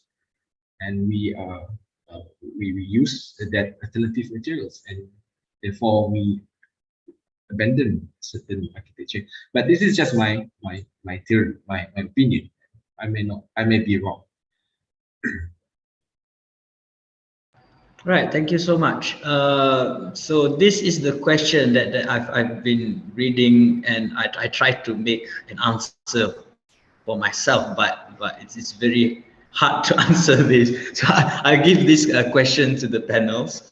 Where and how do anthropology, archaeology, sociology, and physical architecture need to synchronize in making conclusion and observation? I mean, I understand that there are a lot of components in this kind of studies, but how do you synchronize all of these findings, of all of this method, all of this data, to make acceptable conclusion and observation? So based on that question, the first word there is anthropology. So I think Prof. Tan, maybe you can answer on this. Where and how do anthropology, archaeology, sociology, and physical architecture need to synchronize in making conclusion or observation? Well, and anthropology is actually very diverse. We have in general, anthropology we have biology, anthropology, also archaeology, also linguistics. Anthropology in general is kind of different. Anthropology can include different disciplines, but I think basically we have the same concern. We have the the same concern to have the curiosity to understand the diversity of cultures and how history and tradition influence people, and how people accommodate their life according to the environmental change or the economic change and so on. So I think we can connect it by the same issue or by the same research topic, and so we can discuss this issue from different perspectives. For example, archaeology. For anthropologists, archaeology is very familiar, because basically archaeology is just understanding of the humans by the materials underground or even from the sea. but basically the concern is the same, to understand the culture and how people live. But I think the development of different technologies are very important. And so I see Dr. Johannes and Arta, I admire their research very much, because they can use, Dr. Johannes, he can use technology to record and to describe the structure of the architecture in very, very details. And I think anthropology normally can do that. And also Arta, he can use literature, colonial literature or oral histories, and to try to reconstruct the past, to reconstruct the origin. I think it's also very very good example to use different techniques or different research methods, try to understand the issue, try to solve the problem. Okay. Okay, thank you so much, Prof. Same question, maybe Dr. Fizal can add a few more things there. So I just read again the question. Where and how do anthropology, archaeology, sociology, and physical architecture need to synchronize in making conclusion or observation? Okay, actually, this is a question. Well, it's my question actually to myself. Basically, I'm an architect. I'm urban design. Deal with the technology, deal with the computer, deal with the, say like the more technical things.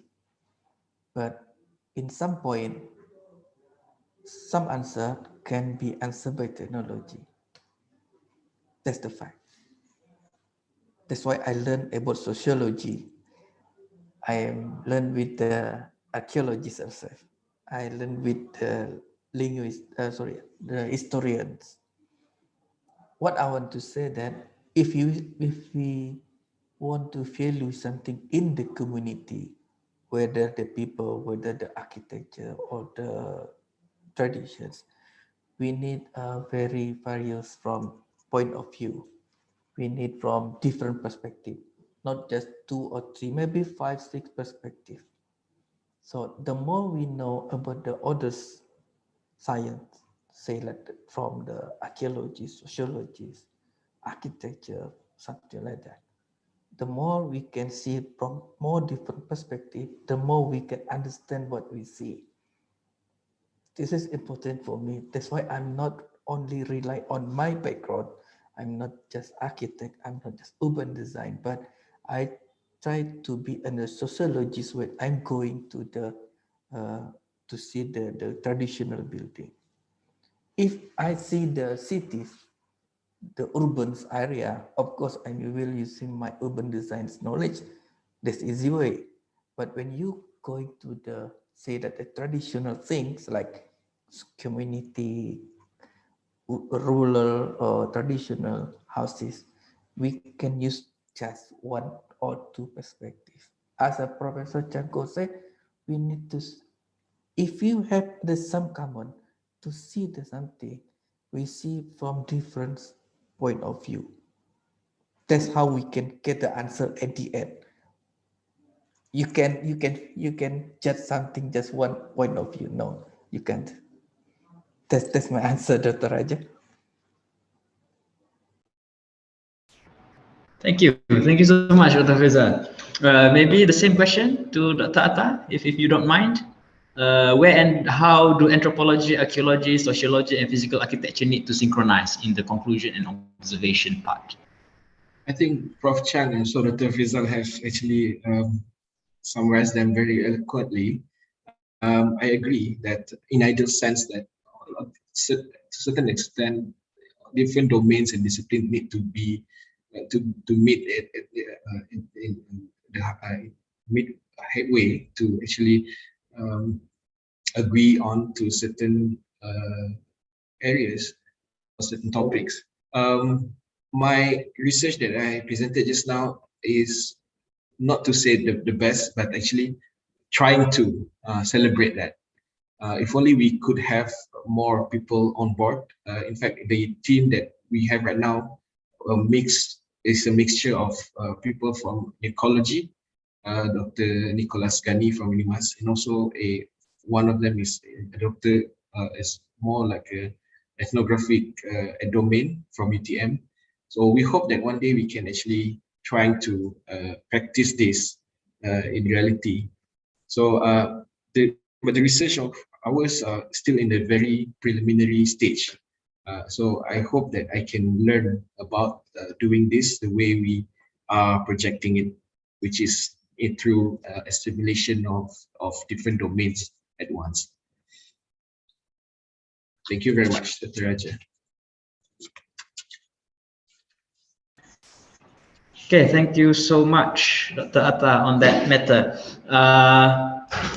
Yeah, I think I agree as well. You know, research knowledge is not just specific on one area, right? Even if you talk about heritage itself, you can involve so many experts in just studying that thing. And then I think the effort of this forum, of this webinar, also one of it is that try to diminish the borders between two area of expertise or field of expertise in order to understand that research is more than just one part. It's actually related to everything. It's actually a big puzzle that you need to put everything inside, right? Another question here to Dr. Atta. How is your opinion about this? I think if contemporary high-rise buildings in Sarawak were built on tall contemporary stilts learning from Melanau, then the building coverage ratio, BCR, in dense urban areas would significantly reduce. Do you have any opinion on that, Dr. Atta? Yeah, I think this is a suggestion, I guess. Maybe, well, I can see that it makes sense, but this has been actually tested by Le Corbusier, if I'm mistaken, and they'll elevate everything and they free up the space underneath the elevated floor. So I can see the appeal of the idea. Or maybe we can actually incorporate this in one of our research, trying to learn from the traditional architecture, something that have been maybe detached from the modern ideas.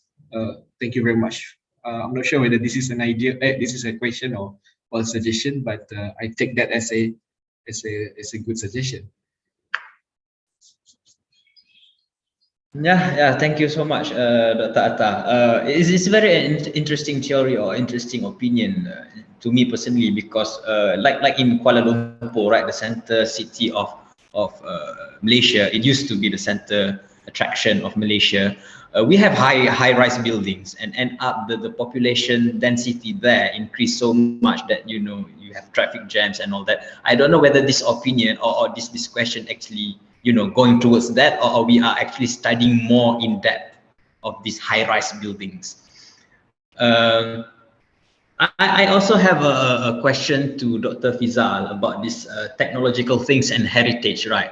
As everyone join us now, some of the panels mentioned about adapting adapting new kind of things to preserve old things. For instance, like if you are conservating things, and then can you use new technology or new material to replace old ones as long as it still looks the same? My question, or the question here, is that how far can technology contribute to the conservation of heritage? Not just, you have proven a lot already by collecting data using these technological things, but is there more to that just by recording, or you can actually recreate that using technology? Well, of course not. By presenting today just how to recording, actually how to document, not to replace it. So in the real project, yes, we do the replacing actually, but again, the spirit is not just everything, but we can preserve as much as we can. That's the spirit. In sometime we need to replace with the new one. For example, like a beam, like the wood beam, we can find the size of the beam as it was, so we can change with the steel beam actually, for example, but we can to make it cover it with the as if like a wood. That's the kind of trick actually. Is it wrong? No, I think no. We try to preserve the building during our time. We can put back or we can create like us they made for the first time. No, I think it is not quite good way. I think we it's not just adapting, but we also need adopting the technology. There's a two kind attitude different. So back to your answer, uh, can we put new technology? Yes, of course. There is no limit of that. But again, the spirit, how you preserve, that's the most important. If you just want to say like you change more than 50% of the building or maybe 70% of the material, why you not bring a new one? Just build a new one. There's a better one. But if you want to preserve the memories, the evidence, something like that, yes, the spirit is you can preserve as much as you can by technology. That's my answer, Dr. Raja. Yeah, thank you so much, Dr. Faisal. Because I don't know whether you know this or not. Recently in Malaysia, people, especially young working architects, started to realize that there are a lot of abandoned buildings, and sometimes the buildings are religious buildings. And at one point, they actually found an old istana, an old palace that was occupied by the ruler of that time, and nowadays it's abandoned. And it saddens to see that this very prestigious kind of building lived, or rulers are living in it, and now it's just in the verge of collapsing. So those kind of things, again, awareness, right? As everyone knows, even Dr. Atta himself mentioned just now, is just trying to give awareness to people. And for me personally, younger generation are a bit aware nowadays, in my own opinion. But what I'm trying to ask is that, is there any hope for all of the three panels, right? Just a basic opinion from you guys. Is there hope, or is there hope, or are you hoping that younger generation, future generation, can reappreciate again this traditional architecture? And if that is one of the main target of us today, what are the efforts? Maybe we go back to Dr. Fizal on that, if you don't mind.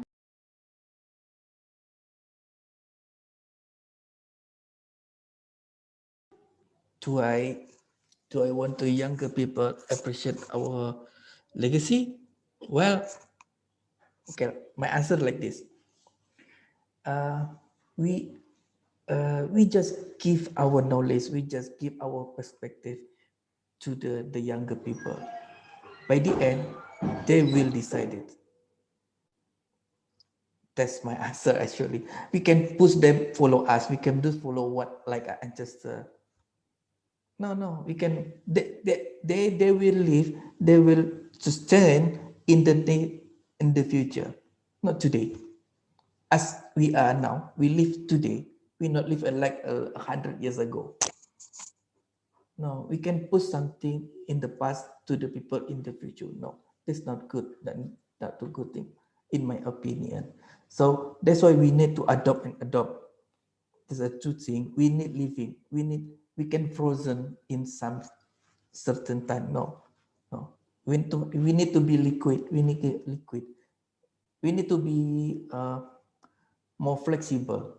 But again, we need to respect to the value, respect to the originality, respect to the characteristics, something like that. Respect who we are before, who our mother, father, something like that. That the value is more important to bring to the future rather than the physical thing, the physical evidence. At least for me, I don't know with the people. Thank you. That's a very interesting answer that you gave, Dr. Fiza. You know, yeah, we can't really force people to like some things that they are not aware of, or you know, not interested in. You know, but again, that's the reason why this forum are being made. Same question to Dr. Atta, if you don't mind answering. Do you have any hope that a younger generation or future generation would start to reappreciate this so-called traditional and heritage architecture? I think that is what we are doing right now. In respect to the efforts made by our colleagues, and some of us are documenting the architecture, some of us are doing measure drawings, some of us are romanticizing, being nostalgic with the architecture of the past. But at the end of the day, it is for the future generation. What they want to do with that information, we cannot control that. And then we're trying to convey, to project to them is the message behind it. Show to them what we are capable of doing, what were our forefathers have achieved back then, using the wisdoms of the past, using their technical know-how of the past, and why shouldn't you be as successful or as good as your ancestors? So the message that the message is what we are trying to convey to them, actually. So I do hope that a certain level of appreciation is passed through the next generation, passed to the next generation. Yeah. All right, so maybe Prof. Tan can also give your opinion on this. Okay. Well, I will think about this issue from the perspective of education, because in Taiwan we are now developing a kind of a multicultural educational policy, particularly for the indigenous people. Because I think to understand or to appreciate the diversity of cultures and to appreciate every culture in the world is a very important element for any people, for any generation. So there are many projects about how to design the textbook for the elementary school. They try to put some research, some elements about traditional cultures. I think traditional architecture is also very interesting and important topic. And so when the younger generation, they can understand the past architecture and how and begin to appreciate the meaning and the function of the architecture, I think they can begin to see the wisdom of their ancestors. I think it's very important, a respect for their ancestors, and to understand that there are alternatives for development, not only the modern project, not only the project provided by the government or even by the foreigners, by the Western, is very important for their imagination, because the younger generation, they have to have a creativity that they can design, or they can to develop some project according to different resources, and not only limited to the Western or the Chinese or Taiwanese cultures. And also we have some projects made by my colleague. They are doing some project among the Bunun people, another ethnic groups in Taiwan. They try to reconstruct the traditional houses and also to develop a kind of a textbook to teach the kids in elementary school how to build the traditional house, and they even bring the students to the mountain and to see or to experience or to learn to construct the traditional houses.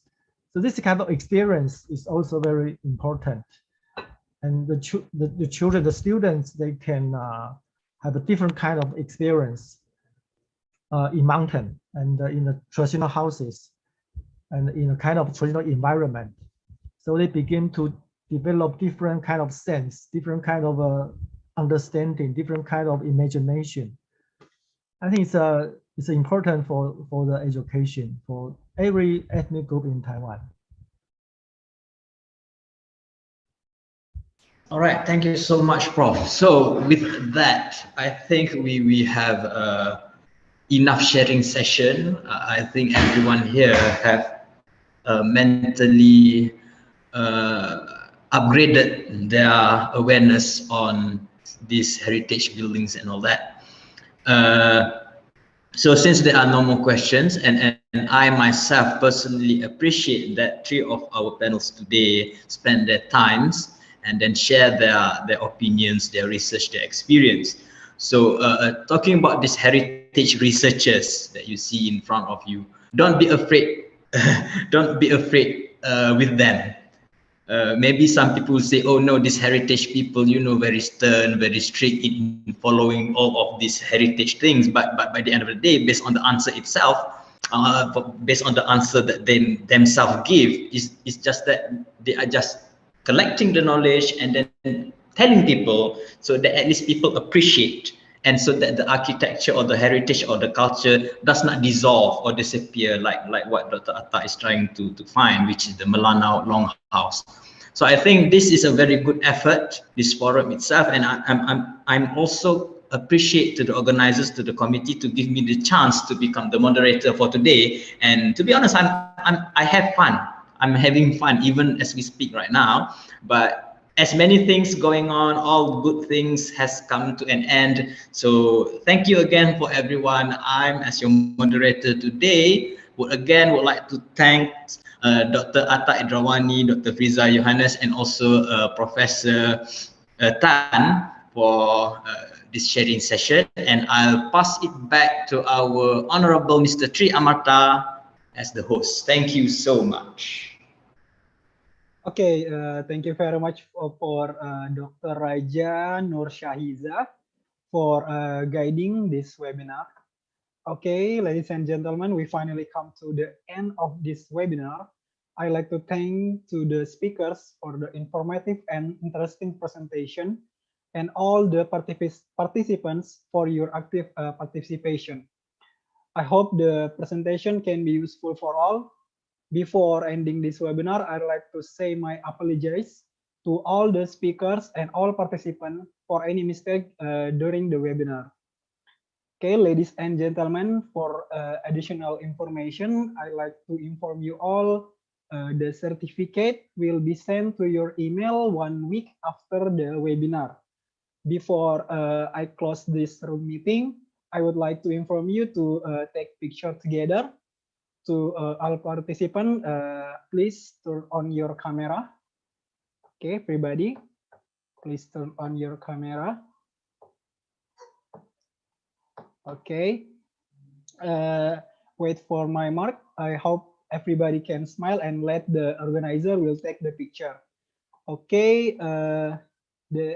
For slide 1, 1, 2, 3.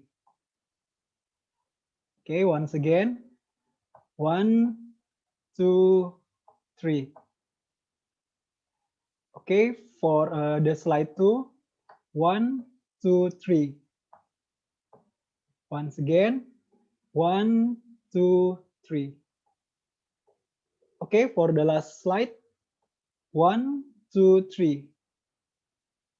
Okay, once again. 1, 2, 3.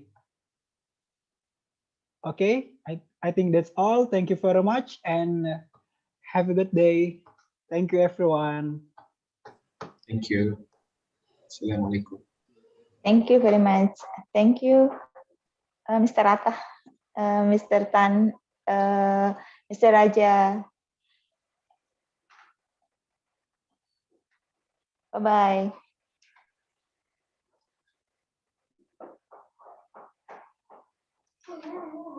Itu ada kakek-kakek.